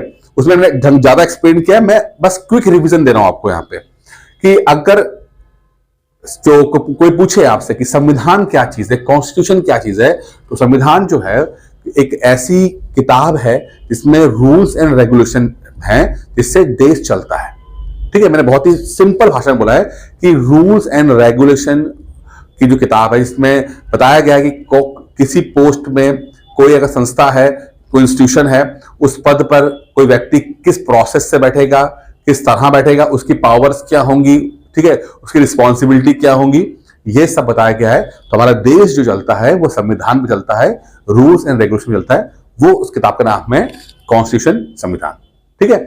उसका जो पहला पन्ना है, उस पहले पन्ने को हम बोलते हैं प्रियम्बल। प्रियम्बल क्या बोलते हैं? प्रियम्बल, और हिंदी में बोलते हैं प्रस्तावना, ठीक है। और इसको अगर बहुत ही लेमैन भाषा में बोला जाए तो प्रियम्बल का मतलब होता है कि एक इंट्रोडक्शन, जैसे कि किसी किताब को पढ़ने के लिए आपको मालूम बहुत मोटी किताब है, लेकिन आपने आपने कहा कि इसमें है क्या क्या लिखा हुआ है, तो आप एक समरी पढ़ते हो, क्विक समरी पढ़ते हो, जिससे कि पढ़ के थोड़ा आइडिया मिल जाएगी किताब के अंदर लिखा क्या होगा। तो ये एक तरह की समरी है जिसको पढ़कर आप आइडिया लगा सकते हो कि संविधान में किस तरह की बातें की गई होंगी। ठीक है, तो एक तरह का इंट्रोडक्शन है प्रियम्बल को। ठीक है, यहां अब प्रियम्बल जो है वो ये आपका प्रियम्बल आप देख लीजिए, ये प्रियम्बल है आपका, इंग्लिश का प्रियम्बल है, और यहां पे हिंदी में, ये हिंदी में लिखा हुआ प्रियम्बल आपका। ठीक है, अच्छा, तो आपका जो प्रियम्बल है वो 1950 में 1950 में जब लागू हुआ संविधान देश में, तो ये उस समय का प्रियम्बल, ओरिजिनल प्रियम्बल है। ठीक है, तो यहां पर ना कुछ शब्द जो है बाद में जोड़े गए हैं, मतलब कि ये जो ओरिजिनल प्रियम्बल है बाकी सब कुछ ठीक है, लेकिन तीन शब्द जो हैं ये 1976 में जोड़े गए हैं, जो भी पढ़ेंगे हम लोग कि वो बाद में क्यों जोड़े गए। पहले हम जो शब्द हैं इसको समझने की कोशिश करते हैं कि प्रियम्बल में क्या क्या मुख्य बातें बोली गई हैं। जैसे स्टार्ट होता है भारत के लोग, हम भारत के लोग। ठीक है, यहां पे क्या है, we the people of India, ये बहुत इंपॉर्टेंट है, शुरुआत की है, we the people of India. अब संविधान अपने आप को ही वो कर रहा है, मतलब किसी और को नहीं कर रहा, किसी और के बारे में नहीं बता रहा है, हमें अंग्रेजों से मतलब नहीं है, अमेरिका इंग्लैंड से मतलब नहीं, हमें अपने देश के लोगों से मतलब है। We the people of India, हम भारत के लोग। ठीक है, उसकी बात कर रहा है। यहां पर देखिए, हम भारत के लोग भारत को एक संपूर्ण प्रभुत्व संपन्न, ये पहला शब्द आया जो मैंने आपको कहा था, मैंने पिछली क्लास में समझाया था कि पहला शब्द इंपॉर्टेंट, भारत के संपूर्ण प्रभुत्व संपन्न। क्या है ये शब्द समझिएगा, बहुत इंटरेस्टिंग है, ये शब्द बहुत इंटरेस्टिंग है, संपूर्ण प्रभुत्व संपन्न। ठीक है, क्या मतलब, इसका इंग्लिश का मतलब होता है सोवरेन, सोवरेन। ठीक है, सोवरेन क्या मतलब इसका, तो इसका मतलब होता है कि आप अपने सभी प्रकार के फैसले लेने के लिए बिल्कुल आजाद हैं। वो फैसले अच्छे हों या बुरे हों, जैसे भी हो, उसकी पूरी रिस्पॉन्सिबिलिटी आपके पास है। आपको किसी से परमिशन नहीं लेनी, किसी के पास फाइल लेके नहीं जानी है आपको। आप हर तरह की चीजें जो अपने लिए, जो आपको लगता है कि हाँ हमारे लिए हित में है, हमें करना चाहिए, आप करिए। तो पूरी तरह से आप बिल्कुल इंडिपेंडेंट हो। किसी भी देश के लिए सबसे इंपॉर्टेंट कोई चीज होती है तो वो होता है सोवरेनिटी या संपूर्ण प्रभुत्व संपन्नता। इससे बढ़कर कुछ नहीं होता। ठीक है, कोई देश, अगर ये शब्द लिखा हुआ है तो पूरा वो फ्री इंडिपेंडेंट है, अगर ये शब्द नहीं लिखा उसके संविधान के अंदर तो ये फिर वो देश किसी ना किसी की कॉलोनी हो सकता है, किसी ना किसी की वो गुलाम हो सकता है। तो ये शब्द का मतलब ही है कि संपूर्ण प्रभुत्व संपन्न का मतलब है कि देश पूरा आजाद है। सवाल पूछा गया था कि किसी भी देश के लिए सबसे इंपॉर्टेंट क्या है, यही इंपॉर्टेंट है, ये चीज सबसे है। एक देश बिना डेमोक्रेसी के रह सकता है, बिना रिपब्लिक के रह सकता है, ठीक है, बिना सेकुलर हुए रह सकता है, लेकिन एक देश बिना संपूर्ण प्रभुत्व संपन्न हुए नहीं रह सकता। सबसे इंपॉर्टेंट बात यही है। सोवरेन यहां पर लिखा है संपूर्ण प्रभुत्व संपन्न, और अंग्रेजी में जाकर जाते हैं हम तो इंग्लिश में आते हैं, तो इंग्लिश में क्या लिखा हुआ है यहां पर, सोवरेन। क्या लिखा हुआ है, सोवरेन। सोवरेन आ गया, क्लियर हो गया। इसको मैंने और अच्छा एक्सप्लेन किया हुआ है पिछले वीडियो में, आप देख लीजिएगा। यहां पर क्यों रिवीजन कर रहे हैं स्टार्ट करने के लिए। अच्छा, अब उसके बाद क्या हुआ कि आप आगे देखिए, डेमोक्रेटिक लिखा हुआ है यहाँ पे, डेमोक्रेटिक लिखा हुआ है। क्या लिखा हुआ है, डेमोक्रेटिक यहां पे लिखा हुआ है लोकतंत्रात्मक। लेकिन अभी हम इस शब्द को देखेंगे नहीं, क्योंकि यहां पर क्या हुआ कि 42वें संविधान संशोधन 1976 जब हुआ, ठीक है, संविधान के अंदर कुछ चेंजेस किए गए, अमेंडमेंट किए गए 1976 के अंदर, तो दो नए शब्द जो हैं वो इससे पहले लगा दिए गए। ठीक है, कौन से लगा दिए गए, ये देखिए यहां पे, इसको देखिए, नया आ गया, ये नया है संविधान जो आजकल फॉलो करते हैं कि एक शब्द तो ये हो गया था आपका, दूसरा आ गया समाजवादी, लगा दिया समाजवादी। तो समाजवादी यानी कि सोशलिस्ट, यहां पर समाजवादी पार्टी नहीं है, ध्यान रखिएगा। यहां पर जो शब्द जो है वो समाजवादी, यहां सोशलिस्ट नाम लिखा हुआ है। समाजवादी का मतलब समाजवादी पार्टी नहीं, ये एक तरह की इकोनॉमिक जो है वो आइडियोलॉजी है, इकोनॉमिक आइडियोलॉजी। सोशलिस्ट यहां देख रहे हैं आप, सोशलिस्ट, समाजवादी, इसका मतलब क्या है मैंने पिछले वीडियो में बहुत अच्छा एक्सप्लेन किया था, समझिएगा। समाजवादी का मतलब होता है कि अगर मैं बहुत ही नॉर्मल समझूंगी, इक्वल डिस्ट्रीब्यूशन ऑफ रिसोर्सेस, यानी कि अगर भारत सरकार के पास कुछ पैसा आता है तो भारत सरकार चाहेगी कि वो पैसा सभी लोगों में बराबर बराबर बांट दिया जाए, जिससे कि सब लोग का उत्थान हो, कोई अमीर ज्यादा अमीर ना रहे, गरीब ज्यादा गरीब ना रहे, ये गैप ज्यादा नहीं रहना चाहिए और सबके लिए भला होना चाहिए और एक तरह का वेलफेयर स्टेट होना चाहिए। वेलफेयर यानी कि वेलफेयर, सबकी सरकार जो है सबका ख्याल रख रही है। तो एक चीज बताइए कि एक दिव्यांग मान लो कोई है, वो दिव्यांग को अगर हम पेंशन दे रहे हैं तो आप बोलोगे यार ये बंदा कुछ काम नहीं करता तो फिर पेंशन क्यों दी जा रही है? ठीक है, तो अगर आप इस सोच के साथ हो कि कोई अगर काम नहीं कर पा रहा है, ठीक है, तो उसको पैसा नहीं मिलना चाहिए, चाहे सरकार भी नहीं दे, उसको कोई सुविधा नहीं मिलनी चाहिए, तो कहीं ना कहीं आप कैपिटलिस्ट मानसिकता पे हो, पूंजीवादी सोच के साथ चलते हो कि जहां पर वो बोलता है कि भाई जितना काम करोगे उतना मिल जाएगा आपको, ज्यादा टैलेंट होगा तो ज्यादा पैसा मिलेगा, टैलेंट नहीं है तो नहीं मिलेगा आपको कुछ वहां पे। लेकिन हमारा देश इस पर नहीं चलता है। हमारा देश एक थोड़ा सा चलता है कि वो सोशलिस्ट लेके चलता है कि भाई सबका उत्थान होना चाहिए, तब हम मानेंगे। कभी कभी जो पीछे रह जाते हैं, कमजोर रह जाते हैं, उनको बढ़ावा देने के लिए आपको कुछ कदम उठाने पड़ते हैं, कुछ एक्स्ट्रा आपको एफर्ट लगाना पड़ता है। ठीक है, इसके ऊपर मैंने बहुत अच्छे तरीके से पहला वीडियो बताया जिसमें मैंने आपको इसका ओरिजिन बताया है, सब कुछ बताया है कि अभी मैं जस्ट रिवीजन करा रहा हूं आपको और कुछ नहीं है। पहला वाला वीडियो देखिएगा, इसमें सोवियन, सोशलिस्ट और सेकुलर, इन तीनों को मैंने बहुत अच्छे एक्सप्लेन करके बताया है। यहां पर अगर मैं रिपीट कर दूंगा तो ये वीडियो फिर बहुत लंबा हो जाएगा। मैं सिर्फ क्यों रिवीजन दे रहा हूं, जो लोग अब आए हैं इस वीडियो में उसके लिए है सोशलिस्ट। तीसरा शब्द आता है आपका, वो आता है सेकुलर। ठीक है, ये भी हम डिस्कस कर चुके हैं। ये तीसरा वर्ड भी आता है सेकुलर, ये वर्ड हम कर चुके हैं। इसका हमारे देश में हिंदी में मतलब है, इसका मतलब है पंथ निरपेक्ष। क्या मतलब है? पंथ निरपेक्ष। सेकुलर मतलब पंथ निरपेक्ष। पंथ निरपेक्ष क्या है? पंथ निरपेक्ष देखिए, यहां पे आपने अगर अपनी नॉर्मल भाषा में समझें तो हमने सुना कि इंडिया सेकुलर कंट्री है, इंडिया एक धर्म निरपेक्ष कंट्री है, लेकिन हमने धर्म निरपेक्ष का शब्द इस्तेमाल नहीं किया है, हमने यहां पर पंथ निरपेक्ष का वर्ड इस्तेमाल किया। पंथ निरपेक्ष, हमें धर्म निरपेक्ष नहीं इस्तेमाल किया हुआ है, पंथ निरपेक्ष इस्तेमाल किया हुआ है। समझिए, तो यहां पे क्या प्रिंटिंग मिस्टेक हुई है? नहीं, प्रिंटिंग मिस्टेक नहीं हुई है, क्योंकि आपको समझना पड़ेगा डेफिनेशन धर्म की। धर्म क्या है? धर्म क्या होता है? मैं आपसे पूछूं कि धर्म का मतलब क्या होता है? क्या है धर्म? देखिए, ये धर्म शब्द है, ये अपने आप पे सबसे यूनिक शब्द है। बहुत यूनिक शब्द है कि अगर मैं बोलूं आपसे कि मोटा मोटा कि लगभग 15 मीनिंग्स इसके ऑलरेडी हैं। 15 से ज्यादा ज्ञात मतलब इसके पता है, मतलब मीनिंग पता 15 से ज्यादा। हर शब्द के एक आधा ही मीनिंग होती है, लेकिन इसके 15 से ज्यादा है। धर्म शब्द में क्वालिटी ऐसी है, इतना यूनिक है कि 15 से ज्यादा मीनिंग है। जैसे कि एक मतलब होता है इसका ड्यूटी। क्या होता है? ड्यूटी। धर्म का मतलब बता रहा हूं मैं कि धर्म का एक मतलब होता है, जैसे कि एक टीचर का धर्म क्या होता है? टीचर का धर्म है पढ़ाना, यानी कि टीचर की ड्यूटी क्या है? पढ़ाना। एक सोल्जर का धर्म क्या होता है? तो सोल्जर का धर्म क्या है? लड़ना, देश की रक्षा करना। यहां पर इंडिकेट क्या कर रहा है? ड्यूटी। ठीक है, एक मतलब होता है आपका एसेंस, यानी कि जैसे पानी का है शीतलता देना, पानी का एसेंस है। ठीक है, अच्छा, एक कहीं पर यहां मतलब आता है ऑर्डर के रूप में आ जाता है, कर्तव्य के रूप में आ जाता है। तो अलग अलग कई तरह के शब्द यहां पर आते हैं, धर्म से आते हैं।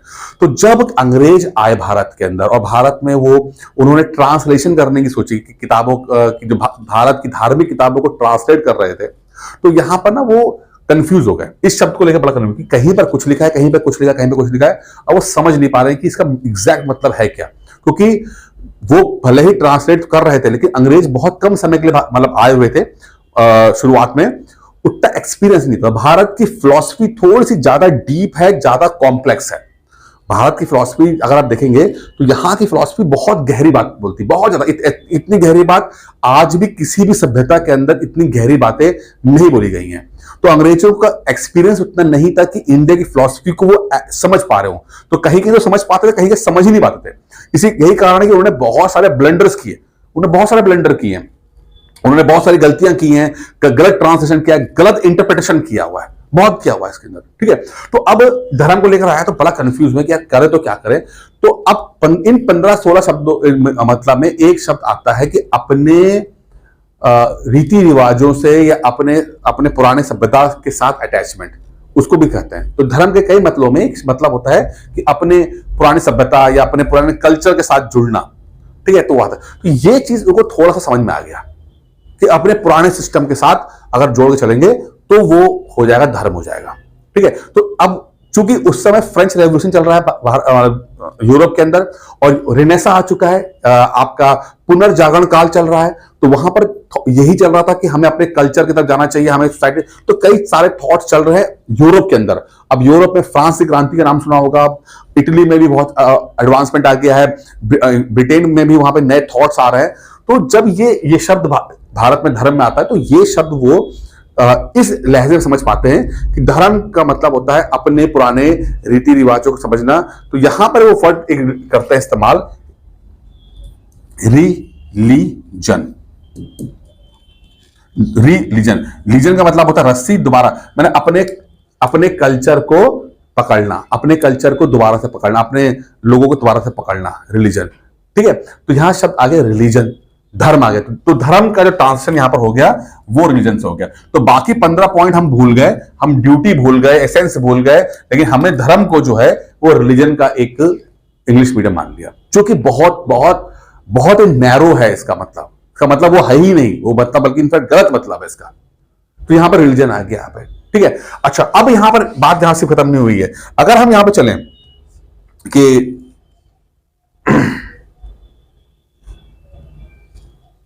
यहां पे चले तो एक चीज आप देखेंगे कि पंथ का मतलब क्या है फिर। तो अगर रिलीजन का मतलब हो गया धर्म, तो पंथ क्या है? पंथ को समझते हैं इस बात को कि जो पंथ है, ठीक है, जो ये वर्ड आ रहा पंथ, पंथ है ना, पंथ। तो पंथ का मतलब क्या होता है? पंथ का मतलब होता है कि एक सिस्टम में रहकर उसकी पूजा पद्धति, कर्म कांड को फॉलो करना, ठीक है, कि भाई वहां पर पूजा किस तरह से हो रही है, वहां कर्म कांड कैसे हो रहे हैं, ठीक है, वो किस तरह के आइडियोलॉजी को फॉलो किया जा रहा है, तो इस तरह के एक, और अमूमन ये होता था कि एक कोई हेड होता था, गुरु के रूप में हेड होता था, या कोई किताब है या कोई एक मानता है वो हेड होगी और उसको फॉलो करने के लिए पूरे लोग होंगे। तो जब एक हेड होगा और उसकी विचारधारा को फॉलो करने वाले लोग कर रहे हैं, उसके पूजा कर रहे हैं, उसकी इबादत कर रहे हैं, उसको कर्म का और उसके जो भी सिस्टम है कर्म कांड वो फॉलो कर रहे हैं, उसको बोलते हैं पंथ।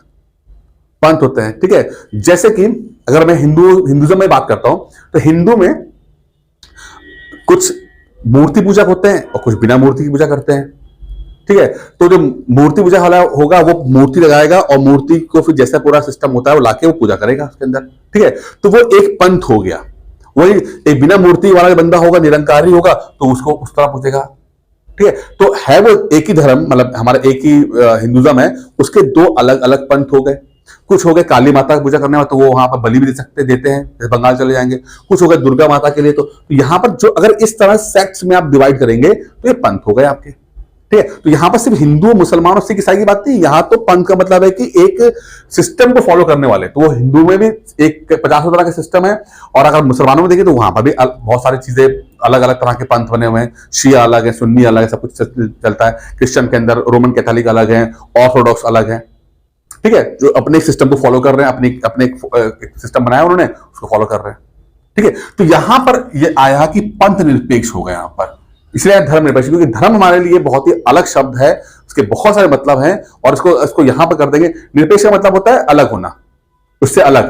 धर्म से अलग कैसे हो सकते हो? ड्यूटी से अलग कैसे हो सकते हो आप? अगर धर्म निरपेक्ष बोल देते तो आप अपनी ड्यूटी से अलग हो गए, ये क्या मतलब है भाई? वो पॉसिबल नहीं, वो गलत है, वो गलत इंटरप्रिटेशन है। पंथ निरपेक्ष है कि हाँ भाई, हम किसी पंथ को फॉलो नहीं करते, हम किसी पंथ को फॉलो नहीं करते। यानी भारत सरकार, भारत देश का अपना कोई पंथ नहीं है, आप अपना पंथ ले लो भाई, जो आपको अच्छा लगे। मूर्ति पूजो, बिना मूर्ति के पूजो, आप कब्र में जाओ, आप मजारों में जाओ, आप जो करना करो, बैठ के करो जो करना करो। भारत सरकार का कोई मतलब नहीं इससे। भारत सरकार का कोई अपना ऑफिशियल पंथ नहीं है, ऑफिशियल धर्म नहीं है इसके अंदर। धर्म तो अलग चीज हो गई, अपना ऑफिशियल। इसीलिए ये वर्ड यहां पर पंथ निरपेक्ष है कि भारत सरकार का, भारत देश का, सरकार नहीं, भारत देश का अपना कोई भी पंथ नहीं है। इसलिए भारत एक सेकुलर कंट्री है। सेकुलरिज्म का मतलब सिर्फ यहां पर हिंदू, मुसलमान, सिख, ईसाई से नहीं है, यहां पर एक पर्टिकुलर सेक्ट्स यानी पंथ को लेकर भी है कि हम किसी एक पर्टिकुलर सेक्ट को फॉलो नहीं करते। हमारे लिए ये इंडिविजुअल मैटर है, इंडिविजुअली आप जो करना करो। भारत देश के अपना कुछ नहीं है, वो एक इंडिपेंडेंट, इसीलिए भारत एक सेकुलर कंट्री है। क्लियर हो गया यहां तक आपका ये पंथ निरपेक्ष का मतलब आपको यहां पर समझ में आ गया। अब आगे बढ़ते हैं। अगला वर्ड है आपका लोकतंत्रात्मक, यानी कि डेमोक्रेटिक। डेमोक्रेटिक डेमोक्रेटिक अब डेमोक्रेटिक का मतलब क्या है? देखिए, डेमोक्रेसी यानी कि डेमो का मतलब होता है लोग, ठीक है, और क्रेसी का मतलब होता है भाई उसका सिस्टम, ठीक है। तो यहां पर देखिए कि लोग जो हैं वो लोगों द्वारा चुने जा रहे हैं। यहां पर जैसे हम अपने सिस्टम में क्या करते हैं कि वो वोट डालेंगे, वोट डालकर लोग जो है देश के जो भी सिस्टम है उसके अंदर पार्टिसिपेट करते हैं। हम वोट डालते हैं, इस माध्यम से हम पार्टिसिपेट करते हैं। तो ये एक लोकतंत्र सिस्टम है, ठीक है। अच्छा, कई कंट्रियों के अंदर डेमोक्रेसी है, कहीं में नहीं है। जैसे अगर सऊदी अरब चले जाएंगे तो वहां डेमोक्रेसी नहीं है, ईरान चले जाएंगे डेमोक्रेसी नहीं है, ठीक है। तो कई कंट्री ऐसी हैं जो बिना डेमोक्रेसी के भी रह सकती हैं, तो वहां पर राजतंत्र सही है, अपना अपना सिस्टम है। भारत के हिसाब से आपका यह है कि लोगों की सत्ता है, यहां पर लोग पार्टिसिपेट करते हैं सिस्टम के अंदर और वहां पे निकल जाते हैं। अब इंडिया एक चीज और फॉलो करती है, first past the post system. First past the post system क्या मतलब है कि भाई भारत के अंदर अगर चुनाव होते हैं तो ये मान लो ये पोस्ट है, इस अंग्रेजी में क्या बताता, फर्स्ट पास्ट द पोस्ट, यानी इस पोस्ट को जो पहले पार कर देगा वो जीता हुआ मानेगा। यानी कि एक कोई पोस्ट है, उसको अगर हम पोस्ट मतलब कि कोई लैंप पोस्ट, तो लैंप पोस्ट को जो क्रॉस कर देगा फर्स्ट आ जाएगा। इसको यहां पर क्यों इस्तेमाल किया जा रहा है? यहां पर इसका मतलब यह है कि भारत में अगर जब चुनाव होते हैं, मान लो कि 10 लोगों ने खड़े, 10 लोग चुनाव में खड़े हुए और उसमें से जो जीता उसके मात्र 20% वोट मिले उसको, हारने वाले को 15%, 8%, 10%, 7%, तो जीता उसके 20% वोट मिले। अब 20% वोट बहुत कम होता है, अगर देखा जाए तो खाली 20% लोग उसके सपोर्ट में थे और 80% लोग जो हैं उसके विरोध में थे। तो मैक्सिमम जो लोग हैं वो विरोध में हैं, लेकिन सबसे ज्यादा वोट पाया वो, तो वो जीत गया। इस सिस्टम को बोलते हैं first pass the post system, क्योंकि यहां पर जरूरी नहीं है कि 50% जो है वो जब तक वोट नहीं मिलेंगे तब तक आपको चुनाव जीता हुआ नहीं देंगे। ये सिस्टम नहीं है, ये सिस्टम नहीं है हमारे देश में। भाई तुम एक वोट भी तुम्हें एक्स्ट्रा मिल जाए, तुम जीत गए, तुमने फर्स्ट पास द पोस्ट कर लिया, तुम जीत गए, तुम्हें जीता हुआ घोषित कर दिया जाएगा, ठीक है। तो ये सिस्टम हमारी डेमोक्रेसी में चलता है। कई सिस्टम अलग अलग देशों में अलग सिस्टम चलते हैं, हमारे देश में ही चलता है, ठीक है। अच्छा, अब जो अंतिम आता है, जो इन 5 शब्दों में से अंतिम है जो आज के लिए, वो गणराज्य। गणराज्य का मतलब क्या है? गणराज्य का मतलब होता है रिपब्लिक। रिपब्लिक रिपब्लिक है। क्या मतलब रिपब्लिक का मतलब? देखिए, रिपब्लिक शब्द क्या है? हमने रिपब्लिक डे में रिपब्लिक परेड होती है, ठीक है, 26 जनवरी को होती है। अब 26 जनवरी को वैसे क्यों होती है, 26 जनवरी को क्यों होती है, उसको जानना जरूरी है, ठीक है। देखिए, 1930 में, 1930 में, ठीक है, उससे पहले चलते हैं, थोड़ा सा आपको यहां पे हिस्ट्री ले आना पड़ेगा कि गवर्नमेंट ऑफ इंडिया एक्ट 1919 पास होता है। जब आप हिस्ट्री पढ़ेंगे तो उसमें ज्यादा डिटेल पढ़ेंगे। आप कि भाई जैसे कि जब देश में अंग्रेज थे उस समय ऑलरेडी ऐसा सिचुएशन थी कि भाई वो कुछ ना कुछ लॉ बना के तो रूल कर रहे थे ना। ऐसा तो नहीं कि बिना लॉ बनाए, बिना कोई कानून बनाए रूल करेंगे। तो उनका कानून हमेशा 10-10 साल, 15-15 साल के अंदर चेंज होता रहता था। तो गवर्नमेंट ऑफ इंडिया एक्ट 1919 आया तो उसमें बताया गया कि हाँ, हम ये तरीके से फॉलो करेंगे रूल को। उसमें एक बात बोली गई कि भाई ऐसा करेंगे कि जब 10 साल हो जाएंगे, यानी कि 1929 जब होगा तो हम रिव्यू करेंगे कि जो ये एक्ट है क्या वो सही है, सही काम कर रहा है, हमारे पर्पस को सॉल्व कर रहा है, ठीक है। तो 1929 में हम इसको रिव्यू करेंगे। लेकिन होता क्या है, 1926 के आसपास क्या होता है कि जो कंजर्वेटिव पार्टी होती है उसको लगता है कि वो चुनाव हार जाएगी, ठीक है। जैसे इंडिया में क्या है कि कांग्रेस है और बीजेपी है, ठीक है। तो कांग्रेस को हम थोड़ा सा लिबरल पार्टी मानते हैं, बीजेपी थोड़ा सा राइट विंग की तरफ जाती है वो, ठीक है। तो वहां पर भी इंग्लैंड में यही है कि एक कंजर्वेटिव पार्टी है जो पुराने सिस्टम चलती है, और जो आपका लेबर पार्टी है वो थोड़ी सी आपकी सेंट्रल थिंकिंग आइडियोलॉजी को रखती हुई है, ठीक है। तो अब क्या है कि कंजर्वेटिव पार्टी उस समय थी, उसको लगता है कि ये जो है हम चुनाव हार जाएंगे, और अगर हम चुनाव हार जाएंगे तो 1929 में कंजर्वेटिव पार्टी, उसमें लेबर पार्टी के लोग इसको रिव्यू करेंगे और वो हो सकता है कि भारत के जो डिमांड की जा रही है, गांधी वगैरह डिमांड कर रहे हैं, उस पे ये लोग इन्फ्लुएंस हो जाएं और इंडिया को ज्यादा वो हेल्प कर दें, ज्यादा चीजें दे दें जो डिमांड कर रहे हैं, क्योंकि इंडिया बहुत इंपॉर्टेंट कॉलोनी है अंग्रेजों की। ठीक है, अब इस बात को लेकर बड़ा इनको डर था, तो वो क्या करते हैं कि जो रिव्यू होना था 1929 में, उसको ये प्रीपोन कर लेते हैं। प्रीपोन का मतलब क्या होता है कि पहले कर लेते हैं, 1926 में नहीं आते हैं भाई, ठीक है, 27 में आते हैं, 1927 में आते हैं, बोले कि हम इसको प्रीपोन 8 साल में करेंगे, 10 साल में करना था लेकिन उसको 8 साल में कर लेंगे। ठीक है, तो और एक साइमन कमीशन बिठाया जाता है, नाम सुना होगा आपने, साइमन कमीशन। ठीक है, अब साइमन साहब को बुलाया जाता है और साइमन कमीशन जो है वो यहां पर इंडिया आएगा और लोगों से मिलेगा, देखेगा, समझेगा और अपनी रिपोर्ट जमा करेगा इसके अंदर। साइमन, इसको बोलते हैं साइमन कमीशन। अब साइमन कमीशन के अंदर क्या कहानी ये थी कि साइमन जो है, उनके जितने मेंबर थे, 2-3 मेंबर, वो सब अंग्रेज थे, इंडियन नहीं थे। अब भारतीयों ने कहा कि यार तुम हमें रिव्यू करने आए हो लेकिन हम में से कोई नहीं है, हाँ रिव्यू कर रहे हो लेकिन हम, तुम्हारा कोई मेंबर इंडियन नहीं है, हम उसका बात का विरोध करेंगे। तो इंडिया जो है विरोध करती है, जहां जाए Simon go back, Simon go back, Simon go back. अब साइमन हो गया दुखी। ठीक है, अब इसी बीच में जो एक उसमें जो अंग्रेज के वॉइसरॉय थे, उन्होंने कहा ऐसा है कि तुम इतना ज्यादा तुम लोग चिल्ला रहे हो कि किसी इंडियन को रखा नहीं, किसी इंडियन को रखा नहीं, मैं तुम्हें चैलेंज देता हूं। कौन बोला, किसने बोला? अधिकारी ने, वहां के सेक्रेटरी ने बोला कि मैं तुम्हें चैलेंज करता हूं कि अगर तुम सब मिलकर एक ऐसा कानून बना पाए जिसपे एग्री, मतलब ड्राफ्ट बना लो, कानून तो हम बनाएंगे, ड्राफ्ट बना लो, एग्री मांगे तो हम पास कर देंगे, क्योंकि हमें पता है कि तुम सब आपस में भले ही एक दिखते हो लेकिन एक नहीं हो। क्या आपको हिंदू है, कोई मुसलमान है, कोई ब्राह्मण है, कोई दलित है, तो तुम किसी एक मुद्दे पे आकर टिकोगे नहीं तुम। ठीक है, तो मैं तुम्हें चैलेंज दे रहा हूं कि अगर तुमने ये सब डिमांड तुमने एक ऐसी डिमांड ली आए जो इस पे सब एग्री कर रहे हैं, तो मैं तुम्हें इसको अलाउ कर दूंगा इसके अंदर। ये चैलेंज कर दिया। अब नेहरू साहब ने और सॉरी कांग्रेस ने इस बोला कि शर्त मंजूर है साहब, और यहां पर हुआ कि नेहरू कमीशन बनाया। नेहरू कमीशन क्या है? देखिए यहां पर ये जो नेहरू है, ये नेहरू है मोतीलाल नेहरू, यानी कि जवाहरलाल नेहरू के पापा। ठीक है, अब ये नेहरू साहब की अध्यक्षता में, मतलब मोतीलाल नेहरू की अध्यक्षता में एक ऑल पार्टी मीटिंग होती है, सब आते हैं, कांग्रेस, मुस्लिम लीग और ये वो सब आते हैं और बात रखी जाती है, और अगले 15-20 दिन के अंदर सब मिलकर कुछ एक ड्राफ्ट तैयार हो जाता है। मतलब सब, मुस्लिम लीग है या कांग्रेस है, चाहे कोई और पार्टी है, सब कुछ बातों पर एग्री कर जाते हैं और वो रिपोर्ट, जिसको हम बोलते हैं नेहरू रिपोर्ट, वो तैयार हो जाती है। और तैयार होके भाई अंग्रेजों को तब बता देती कि भाई हमने तो, तुमने कहा था कि तैयार कर देना, हमने तैयार करके दे दी, अब इसको लागू कर दो। अब उसको लागू करने में अंग्रेजों आनाकानी करना शुरू कर दी उन्होंने। वो कहा अरे नहीं करेंगे, तो गांधी जी इस बात को नाराज हो गए। गांधी जी ने कहा कि अगर 1 साल के अंदर तुमने इसको लागू नहीं किया, तुम्हारी बात थी, तुमने लागू नहीं किया, तो फिर हम जो हैं, जो अभी तक डोमिनियन स्टेटस की बात कर रहे थे, वो उसको छोड़कर हम कंप्लीट इंडिपेंडेंस की मांग करना शुरू कर देंगे, यानी पूर्ण स्वराज की हम बात करना शुरू कर देंगे, मांग डिमांड करना शुरू कर देंगे। उसके बाद तुम्हें दिक्कत हो जाएगी। वो 1 साल का दिन भी निकल जाता है।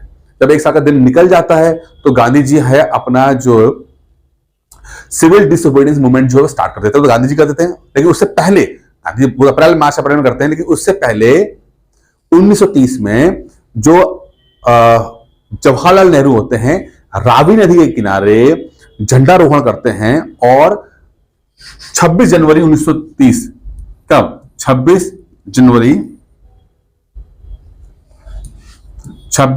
1930 में झंडारोहण करके पूर्ण स्वराज की डिमांड कर देते हैं और बोला कि आज का दिन इंडिपेंडेंस डे है भारत का आज का पहली आजादी, यानी 26 जनवरी 1930 को भारत ने अपना पहला इंडिपेंडेंस डे बनाया।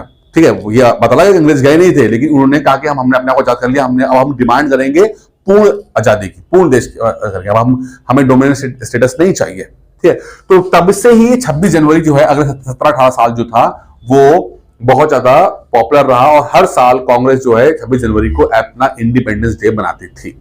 लेकिन घटना ऐसा हुआ कि भारत जो है, एक्चुअली भारत जो है वो 15 अगस्त को आजाद होता है।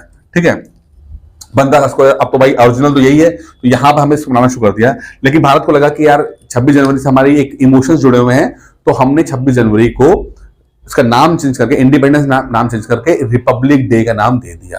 ठीक है, और आप यहां देखो एक और 26 जनवरी को भारत जो है वो उस दिन संविधान लागू होता है। 26 जनवरी को उस दिन संविधान लागू होता है।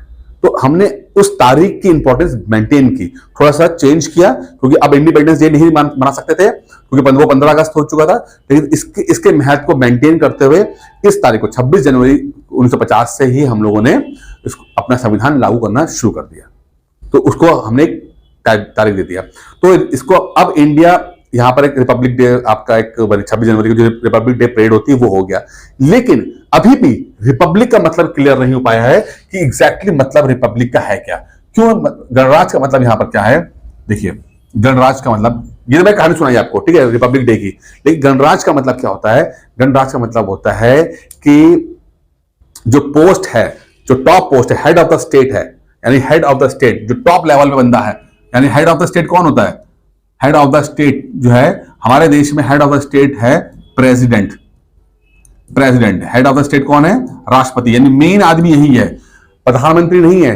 लेकिन एक्चुअल में नंबर वन बंदा जो है वो राष्ट्रपति है। ठीक है, आप इस बात को समझिए कि जैसे आपका घर है, उस घर में दादाजी भी हैं और पापा जी भी आपके हैं। ठीक है, अब दादाजी भले ही बुढ़े हो गए, 90 साल के हो चुके हैं, लेकिन दादाजी हैं। अब शादी का अगर कार्ड आता है, शादी का कार्ड आएगा तो किसके नाम पे आएगा? दादाजी के नाम पे आएगा, क्योंकि वो मेन आदमी है। लेकिन शादी में जाना है कि नहीं जाना है, व्यवहार कितना करना है, वो कौन फैसले करता है? वो पापा जी फैसले करते हैं। तो एक्चुअल पावर तो प्राइम मिनिस्टर के पास है, लेकिन माना जाएगा कि वो राष्ट्रपति नंबर 1 है। तो हेड ऑफ स्टेट कौन है यहां पर? राष्ट्रपति। तो राष्ट्रपति का जो पद है वो वंशानुगत इलेक्टेड हो गया, यानी कि कोई बंदा जो होगा वो इलेक्शन के माध्यम से इस पद को पहुंच पाएगा, एक फिक्स टर्म के लिए, यानी 5 साल के लिए बन जाएगा। तो राजा का बेटा राजा नहीं बनेगा, राजा का बेटा राजा बन सकता है, बट चुनाव जीत के लाना पड़ेगा। तो ऐसे सिचुएशन में जब कोई कंट्री होती है तो उसको बोलते हैं गणराज्य या रिपब्लिक। क्या बोलते हैं? रिपब्लिक। ठीक है, अब जैसे बात करते हैं ब्रिटेन की, तो ब्रिटेन में डेमोक्रेसी है, बिल्कुल है, लेकिन ब्रिटेन के अंदर एक खासियत है कि ब्रिटेन का जो संविधान है वो लिखित नहीं है। हमारे देश का संविधान लिखे में वो लिखित में नहीं है उनका, वो अलग अलग कानून के माध्यम से चलता रहता है। लेकिन एक बात और है, जैसे उनका प्रधानमंत्री ऋषि सुनक हमारे भाई मोदी जी हो गया, लेकिन ऊपर और चलते हैं, हमारे जो है वो द्रौपदी मुर्मू राष्ट्रपति हैं, लेकिन वहां पर राष्ट्रपति कोई नहीं है। वहां पर कौन है? वहां पर जो राजशाही परिवार है वही हमेशा रहता है।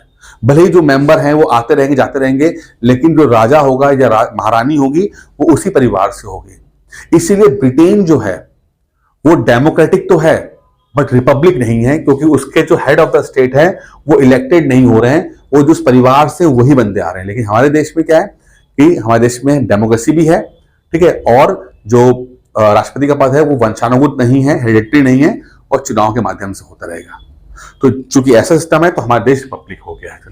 ठीक है, तो ये पूरा कारण तरीका है, इस चीज समझिएगा कि ये आपको पूरा 5 शब्द जो इंपॉर्टेंट शब्द हैं हमारे पॉलिटी के, ये डिस्कस किए मैंने, क्योंकि ये शब्द बार बार आएंगे आपके सामने और समझना पड़ेगा। तो ये शब्द आपके प्रभुत्व संपन्नता, समाजवादी, पंथ निरपेक्ष, लुटात्मक, गणराज्य, ये आपके 5 शब्द हैं और आपको याद भी करने हैं, क्योंकि एग्जाम में लगातार पूछा जाता है इन शब्दों के बारे में।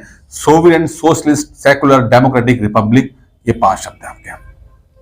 ठीक है, जैसे मैं कहता हूं S3DR, ये ठीक है।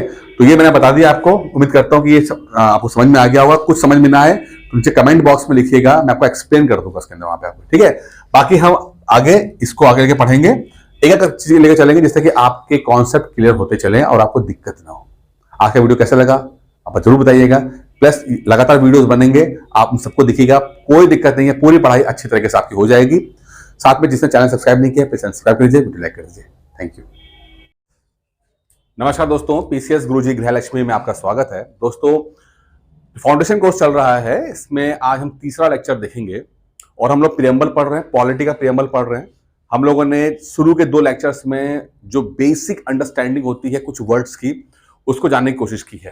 ठीक है, जैसे कि मैंने अभी हिंदी का मैंने खोला हुआ है, इसमें हमने समझा था कि संपूर्ण प्रभुत्व संपन्न समाजवादी, पंथ निरपेक्ष, लोकतंत्रात्मक और गणराज्य का मतलब क्या क्या होता है। उम्मीद करता हूं इन सभी पांचों वर्ड्स के मतलब आपको समझ में आ गए होंगे। नहीं आए हैं तो आप पहले के शुरू के जो 2 वीडियो हैं देखिएगा, बहुत इंपॉर्टेंट है क्योंकि ये हमारे संविधान के बेसिक वर्ड्स है। अगर आप इनकी ही अंडरस्टैंडिंग या इनकी ही आपको स्टोरी नहीं पता होगी तो बहुत मुश्किल हो जाता है चीजों को संभालना, क्योंकि आप स्टार्ट कर रहे हो पॉलिटिक को और आपको ये बेसिक वर्ड्स ही नहीं पता तो वो दिक्कत करेगा। तो पहले तो मैं आपको बोलूंगा कि आप पहले शुरू के 2 ये वीडियो देख लीजिए। बहुत बड़े वीडियो नहीं है, आधे घंटे के वीडियोस हैं, मैं हमेशा छोटे वीडियो बनाता हूं जिससे कि आपको दिक्कत ना हो। ठीक है, मैंने आपको उसमें ये भी बताया था कि किस तरह से जो शुरू में ये तो फिलहाल तो 5 वर्ड दिख रहे हैं आपको ना ये, ठीक है, लेकिन शुरू में जब देश आजाद हुआ और पहली बार संविधान लागू हुआ तो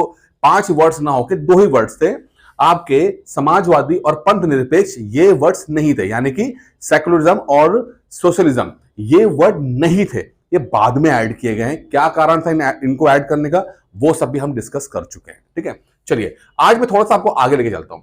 यहां पर एग्जाम्स में अब और क्या, क्योंकि आज हम प्रीएम्बल पूरा खत्म कर देंगे। मेरी थोड़ी स्पीड स्लो रखी है कि आपको धीरे धीरे करके आपको समझने का मौका लगे। अब जैसे कि यहां पर आप देखोगे, जब आप ये फर्स्ट पैराग्राफ के बाद आप नीचे उतरते हो, सेकंड पैराग्राफ आते हो, तो यहां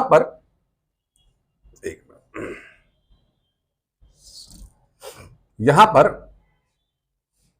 आपको न्याय की बात करते हुए दिखते हैं। न्याय, अच्छा चलो भाई, न्याय यानी कि जस्टिस। अब एग्जाम में क्या आता है, हमारे संविधान के प्रियम्बल में यानी उद्देशिका में, प्रस्तावना में 3 प्रकार के न्याय की बात की गई है। कितने प्रकार के? 3 प्रकार के। कौन कौन से? सामाजिक, आर्थिक और राजनीतिक। 3 प्रकार के न्याय की बात की गई है, सामाजिक, आर्थिक और राजनीतिक। अगर इसी को हम इंग्लिश में बात कर लें तो 3 प्रकार के हमारे जो हैं वो जस्टिस होंगे। जस्टिस है 3 प्रकार के, जस्टिस आपके जो है वो 3 प्रकार के हैं।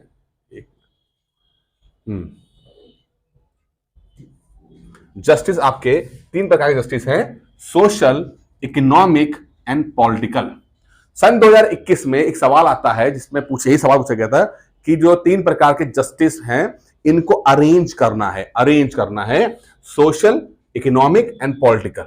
सोशल, इकोनॉमिक एंड, यानी कि न्याय हो सके, सामाजिक रूप से न्याय, कोई बड़ा छोटा नहीं है। सामाजिक पहले बात करते हैं, सोशल की बात करते हैं कि हर व्यक्ति बराबर है, चाहे वो जेंडर के बेसिस पे हो, चाहे वो कास्ट के बेसिस पे हो या धर्म के बेसिस पे हो, ठीक है, लोकेशन के बेसिस पे हो, हर आदमी सामाजिक तौर पर वो उसको यहां पर न्याय मिलता है, बराबरी मिलती है।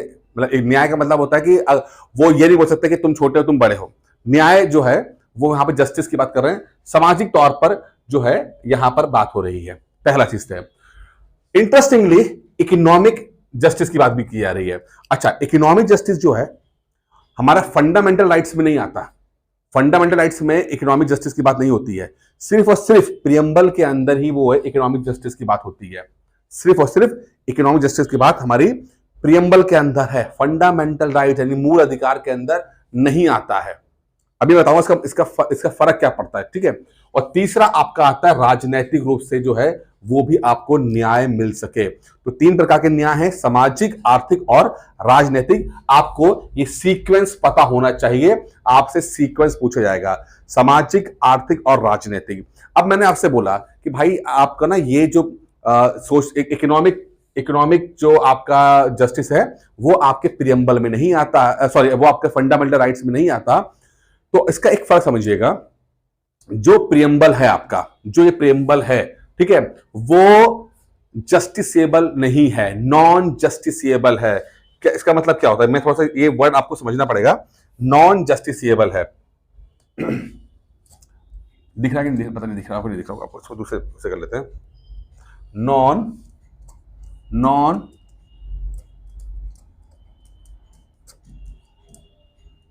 जस्टिसेबल है, नॉन जस्टिसेबल, न्याय योग्य नहीं है, न्याय योग्य नहीं है। क्या मतलब है इसका? इसका मतलब यह है कि जो बात प्रियम्बल में लिखी है, ये बहुत इंपॉर्टेंट है, ध्यान रखिए। जो बात लिखी है वो एज अ गाइडिंग फोर्स है, यानी कि सरकारों को, नेताओं को, पार्लियामेंट को ये डायरेक्शन बताने के लिए कि भैया हमें अपना देश इस तरह से बनाना है। बट अगर जो बातें इसके अंदर लिखी गई हैं उसको अगर वो मौजूदा समय में नहीं है, ठीक है, तो वो चीज आपको बाद में, मतलब आप इसके लिए कोर्ट में नहीं जा सकते, उसके लिए आप में कोर्ट में नहीं जा सकते, यानी कि आप जस्टिसिएबल नहीं है, न्याय योगी नहीं है। यानी कि अगर कोई बात प्रियम्बल में लिखी है और अगर वो सरकार आपको नहीं दे पा रही है तो इसके लिए आप कोर्ट में नहीं जा सकते, ये नॉन जस्टिसिएबल है। सिर्फ एक ये जो बात बोली है एक गाइडिंग बात है, गाइड करने के लिए है, एक डायरेक्शन देने के लिए बात हो रही है। समझ में आ रहा है आपको क्या बोल रहा हूं मैं आपको? ठीक है, समझिएगा इस बात, समझिएगा प्लीज, समझिएगा कि प्रियम्बल में बहुत इंपॉर्टेंट बातें लिखी गई हैं, बहुत इंपॉर्टेंट बातें लिखी गई हैं, ठीक है, लेकिन जितनी बातें लिखी गई हैं वो आपको सिर्फ इंडिकेट करती हैं हमारे नेताओं को, हमारे पार्लियामेंट को कि भाई हमें अपना देश इस तरह से बनाना है, ये बात है। लेकिन अगर जो यहां बातें लिखी हैं अगर वो चीज आपको नहीं मिल पा रही है, जैसे कि आपको इकोनॉमिक जस्टिस नहीं मिल पा रहा है जो आपको, तो वो चीज क्या होगा, वो फिर आपको इसके लिए कोर्ट में नहीं जा सकते। कोर्ट में जाएंगे तो वहां बोलेगा कि ये न्याय योगी नहीं है। आप मतलब कोर्ट में जाकर इसको एनफोर्स नहीं करा सकते कि नहीं यार भैया एनफोर्स कराना है हमें, तो भैया देना है क्योंकि प्रियम्बल में लिखा है तो भाई दो, वो चीज नहीं होगी। सरकार के पास रिसोर्सेज होंगे, सरकार अगर इच्छा होगी सरकार की होगी और सरकार को लगता है कि वक्त आ गया होगा तो हो सकता है। अगर सरकार को लगता है कि नहीं वक्त नहीं आया है, नहीं दे पाएंगे, रिसोर्सेज नहीं है और नहीं दे पा रही है, भले ही यहां बात लिखी होगी लेकिन वो आपको नहीं मिलेगी और आप इसके लिए कोर्ट में नहीं जा सकते, कोर्ट में जाएंगे। लेकिन वही फंडामेंटल राइट्स में अगर वो बात लिखी है तो वहां पर सरकार आनाकानी नहीं कर सकती, सरकार वहां पर आपको वो चीज देगी ही देगी क्योंकि वो न्याय योग्य है, जस्टिसिएबल है। ठीक है, जो आपका जो प्रियम्बल हो चाहे डीपीएसपी हो, यहां पर जो बातें लिखी होती है, फंडामेंटल ड्यूटीज हो, यहां पर जो बातें लिखी होती है वो न्याय योग्य नहीं होती है। मतलब आप कोर्ट में जाकर इसको लागू नहीं करा सकते, लेकिन फंडामेंटल राइट्स में जो बात लिखी है वो न्याय योग्य है। वहां पर अगर कुछ लिखा गया है उसके लिए सरकार को तो फिर वो देना ही पड़ेगा चीजें आपको। क्लियर हो गया यहां तक? समझ, उम्मीद करता हूं समझ में आ गया होगा आपको। ठीक है, अच्छा अब आगे बढ़ते हैं। हमने पढ़ लिया कि भाई जो आपका न्याय है वो तीन प्रकार का है, सामाजिक, आर्थिक और राजनीतिक। अब एक और वर्ड आता है जो एग्जाम के लिए इंपॉर्टेंट है आपको कि भाई न्याय तो हम बात कर ली है, अब हम बात करते हैं स्वतंत्रता की, यानी कि लिबर्टी की बात करते हैं। स्वतंत्रता, कितने प्रकार की स्वतंत्रता के बारे में जिक्र है यहां पर? तो 5 प्रकार की बात है। पहला है अभिव्यक्ति, दूसरा है विश्वास, तीसरा है धर्म और पहला है विचार, यहां पर दूसरा, पहला है विचार, दूसरा है अभिव्यक्ति, तीसरा है विश्वास, फिर है धर्म और फिर है उपासना। ये 5 प्रकार की स्वतंत्रता की बात की गई है। समझिएगा, पहले वाले पैराग्राफ में ये 5 शब्द है, S3DR, जिसको मैं बोलता हूं हमेशा 5 वर्ड से, S3DR, sovereign, socialist, secular, democratic, पहले पैराग्राफ में थे। दूसरे पैराग्राफ में हम न्याय की बात करते हैं तो 3 प्रकार के न्याय आते हैं, सामाजिक, आर्थिक, राजनीतिक आते हैं और फिर इसके बाद स्वतंत्रता की बात होती है तो 5 प्रकार की स्वतंत्रता या 5 प्रकार की लिबर्टी की बात होती है। इसमें है विचारों की, अभिव्यक्ति की, विश्वास की, धर्म की, उपासना की। और अगर इसको हिंदी में, इंग्लिश में देख लें तो 5 प्रकार की लिबर्टी की बात हो रही है यहां पर। Liberty of thought, expression, belief, faith and worship, कि आप जो है किसी भी तरह का विचार जो है उसको सोचने में या मानने के लिए हो, एक्सप्रेस करने के लिए आप लिख के एक्सप्रेस कर सको, गा के कर सको, कविता के रूप में कर सको, ठीक है, आप एक्सप्रेस कर सको, पिक्चर बना के कर सकते हो, टीवी में सीरियल बना के कर सकते हो, वो कर सकते हो। ठीक है, आपका बिलीफ जो है, जिसपे आप बिलीव करते हो, ठीक, किसी व्यक्ति पर, किसी चीज पर बिलीव करते हो, आप उसको मान सकते हो। फेथ, कोई धर्म आपका है, ठीक है, आप जैसे कि हिंदू धर्म है, मुसलमान धर्म है, जो भी है उसको आप वो आप मान सकते हो। और फिर वर्शिप की, आपकी जो पूजा पद्धति होगी, कर्मकांड होगा, मूर्ति मानते तो मूर्ति, बिना मूर्ति तो बिना मूर्ति की, सही, ठीक है, तो वो सब भी आपको आजादी है, कोई रोक टोक नहीं है। एग्जाम में क्या आएगा? एग्जाम में आएगा कितने प्रकार की स्वतंत्रता यानी लिबर्टी का जिक्र प्रियम्बल में है? तो 5 प्रकार की है। आपका विचारों की, अभिव्यक्ति की, विश्वास की, धर्म की और उपासना की। Thought expression, belief, faith and worship, 5 प्रकार के हैं। प्लीज याद करिएगा इनको, एग्जाम में एग्जैक्टली यही पूछ लेगा, इस सीक्वेंस में पूछ लेगा। ठीक है, एग्जाम में यही सवाल आएगा। पीसीएस में बहुत मुश्किल नहीं आएगा, जितना मैंने बता दिया इससे वो बाहर नहीं जाएगा। तो हमने पहले उसमें देखा जहां पर sovereign socialist secular democratic Republic, 5 शब्द आ गए।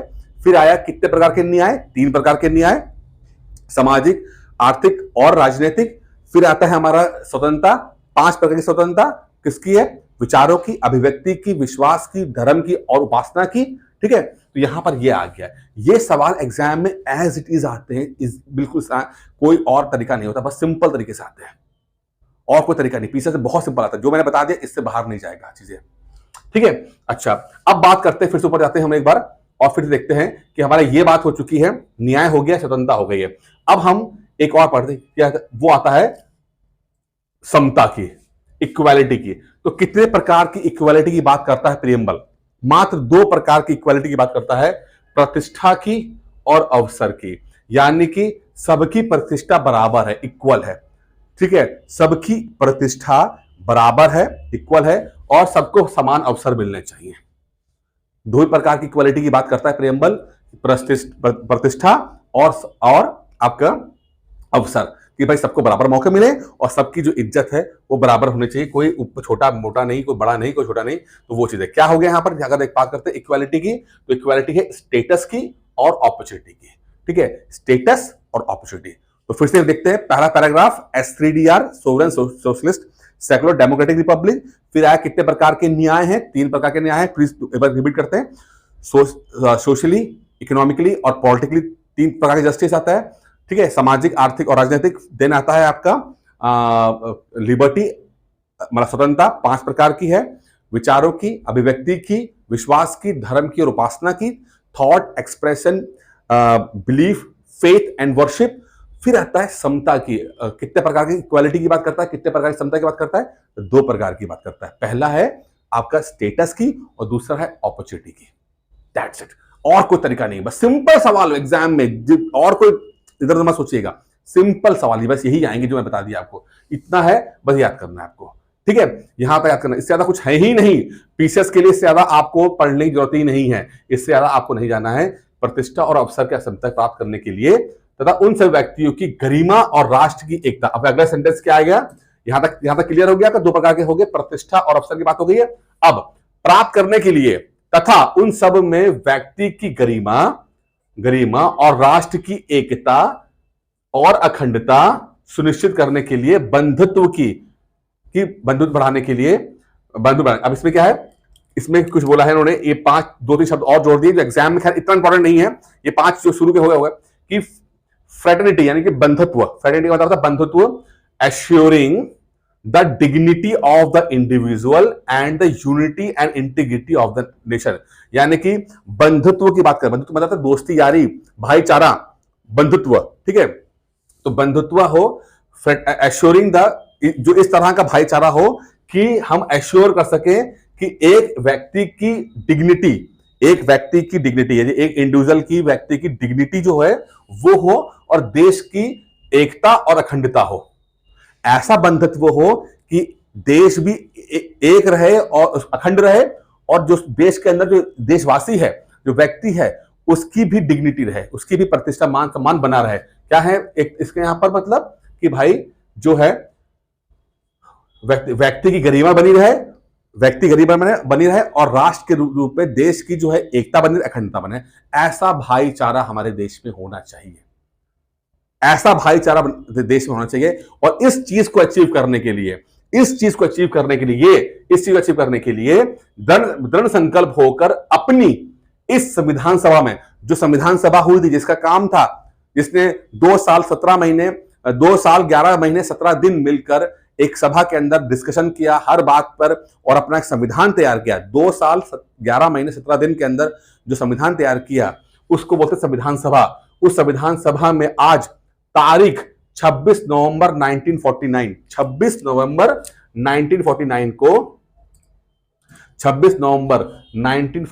को ठीक है, एक द्वारा इस संविधान को अंगीकृत किया, अधिनियमित किया और आत्मसमर्पित किया।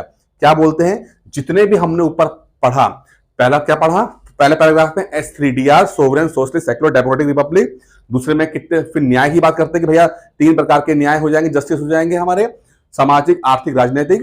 फिर 5 प्रकार की स्वतंत्रताएं हो जाएंगी, विचारों की, अभिव्यक्ति की, विश्वास की, धर्म की, उपासना की हो जाएगी।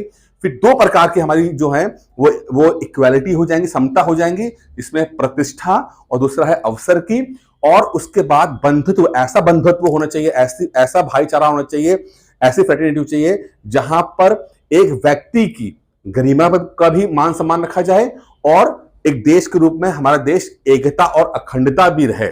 व्यक्ति भी इंपॉर्टेंट है, देश भी इंपॉर्टेंट है, 2 चीजें रहें। इसके लिए हम जो हैं संविधान सभा में बैठकर हमने जो संविधान बनाया है उसको हम लोग अंगीकृत कर रहे हैं, अधिनियमित कर रहे हैं या आत्मसमर्पित कर रहे हैं। क्या कर रहे हैं हम लोग? देखिए बहुत इंटरेस्टिंग वर्ड है। क्या कर रहे हैं? इस संविधान सभा के अंदर हम लोग बैठकर हम अडॉप्ट कर रहे हैं, हम लोग अडॉप्ट कर रहे हैं, एनेक्ट कर रहे हैं और अपने आप को दे रहे, गिव टू अवर सेल्फ, अपने आप को दे रहे हैं। हम अंग्रेजों को नहीं दे रहे हैं, हमारा देश आजाद है, सोविरन है, संपूर्ण प्रभुत्व संपन्नता है हमारे देश में। इसलिए हमें किसी को लिख के नहीं देना है कि हमने देखो संविधान बना दिया, हमने बनाया, डिस्कस किया, बनाया और अपने आप को आत्मसमर्पित कर दिया। एग्जाम में सवाल यही आता है, किसको किया हमने बनाकर? हमने अपने आप को दे दिया। हम सब ने अपना संविधान बनाया और खुद ही दे दिया, अपने आप को दिया। हमें किसी को प्रूफ नहीं करना अपने आप जाना कि भाई महारानी को दे रहे हैं या अमेरिका को दे रहे हैं, इंग्लैंड को दे रहे हैं ना। साहब हमें क्या मतलब है, आप अपना करो, हम अपना करेंगे, हम अपना बनाएंगे। हमने अपना बनाया और आत्मसमर्पित किया। क्या किया? अडॉप्ट किया, एनेक्ट किया and give to our self. Exam में सवाल आया हुआ है, ये एग्जाम में सवाल आया कि हमने संविधान बनाया, करा क्या? हमने बनाकर खुद अपने आप को दे दिया। कब दिया? कब दी तारीख दी है? 26 नवंबर 1949। कब दिया? 26 नवंबर 1949। 26 नवंबर 1949 इस तारीख को हमने दिया है। 26 नवंबर 1949 को हमने ये संविधान बना के तैयार करके दे दिया। बट लेकिन किंतु परंतु हम लोग ने 2 महीना वेट किया। 2 महीने, 26 नवंबर को तैयार हो चुका है लेकिन 2 महीना वेट किया, यानी कि 2 महीने के बाद क्या है? 26 जनवरी है। ठीक है, तो संविधान जो लागू हुआ है वो 26 जनवरी 1950 में लागू हुआ है। बन के तैयार कब हो गया था? 26 नवंबर 1949 को। यहां लिखा है 26 नवंबर 1949 को तैयार हो गया था, लेकिन लागू कब हुआ है? 26 जनवरी 1950 को लागू हुआ। 26 जनवरी 1950 को। हमने 2 महीना वेट क्यों किया? हमने 2 महीना वेट इसलिए किया क्योंकि 26 जनवरी को 1930 के बाद से हम लोग 26 जनवरी को इंडिपेंडेंस डे के रूप में सेलिब्रेट करते चले आ रहे थे। और हम ये क्यों कर रहे थे? इसके लिए आपको वीडियो देखना पड़ेगा मेरा पुराना वाला, जब आपको पता लगेगा साइमन कमीशन के बारे में पता लगेगा, नेहरू रिपोर्ट के बारे में पता लगेगा, सब कुछ पता लगेगा। ठीक है, तो हमने कहा कि भाई अब आजाद तो हम हो चुके 15 अगस्त को। ठीक है, तो अब 15 अगस्त को तो इंडिपेंडेंस डे बन गया, तो अब तो कोई और तारीख बचती नहीं है। तो चूंकि 26 जनवरी पिछले 17-18 साल से हम लोग एज अ इंडिपेंडेंस डे मना रहे थे, तो 26 जनवरी को लेकर हमारे मन में एक इंपॉर्टेंस थी इस तारीख की। तो हमने कहा चलो भाई इंडिपेंडेंस डे तो नहीं मना सकते, लेकिन इसको एज अ रिपब्लिक डे मना सकते हैं, हम लोग गणतंत्र दिवस मना सकते हैं। और इसको मान सम्मान बनाए रखने के लिए हम करते हैं कि इस तारीख को देश का संविधान लागू हो गया। तो 26 जनवरी की जो तारीख है वो भी बच गई, उसके भी हम मान सम्मान रख पाए। और 15 अगस्त को तो खैर आजादी हुआ था हमारा देश। ठीक है, इसलिए 2 महीना हम लोग रुके हैं यहां पर। तो ये आप इस तरह से पूरा आपने संविधान का जो प्रियम्बल है उसको समझ लिया है। और इसी से कितने सारे सवाल आपको देखने के मिल जाते हैं। मैंने हर एक पॉइंट को बिल्कुल माइन्यूटली समझाने की कोशिश की है कि आपका बेस बन सके। जब बेस बन जाएगा तो क्वेश्चन कैसा भी आएगा आप उसे हैंडल कर पाओगे, अन्यथा दिक्कत आ जाती है इसके अंदर। ठीक है, जितना मैंने 3 लेक्चर्स लिए हैं, छोटे छोटे लेक्चर्स लिए हैं, आप उसको देखिए, समझिए और फिर इसको समझने की कोशिश कीजिए क्या हो रहा है।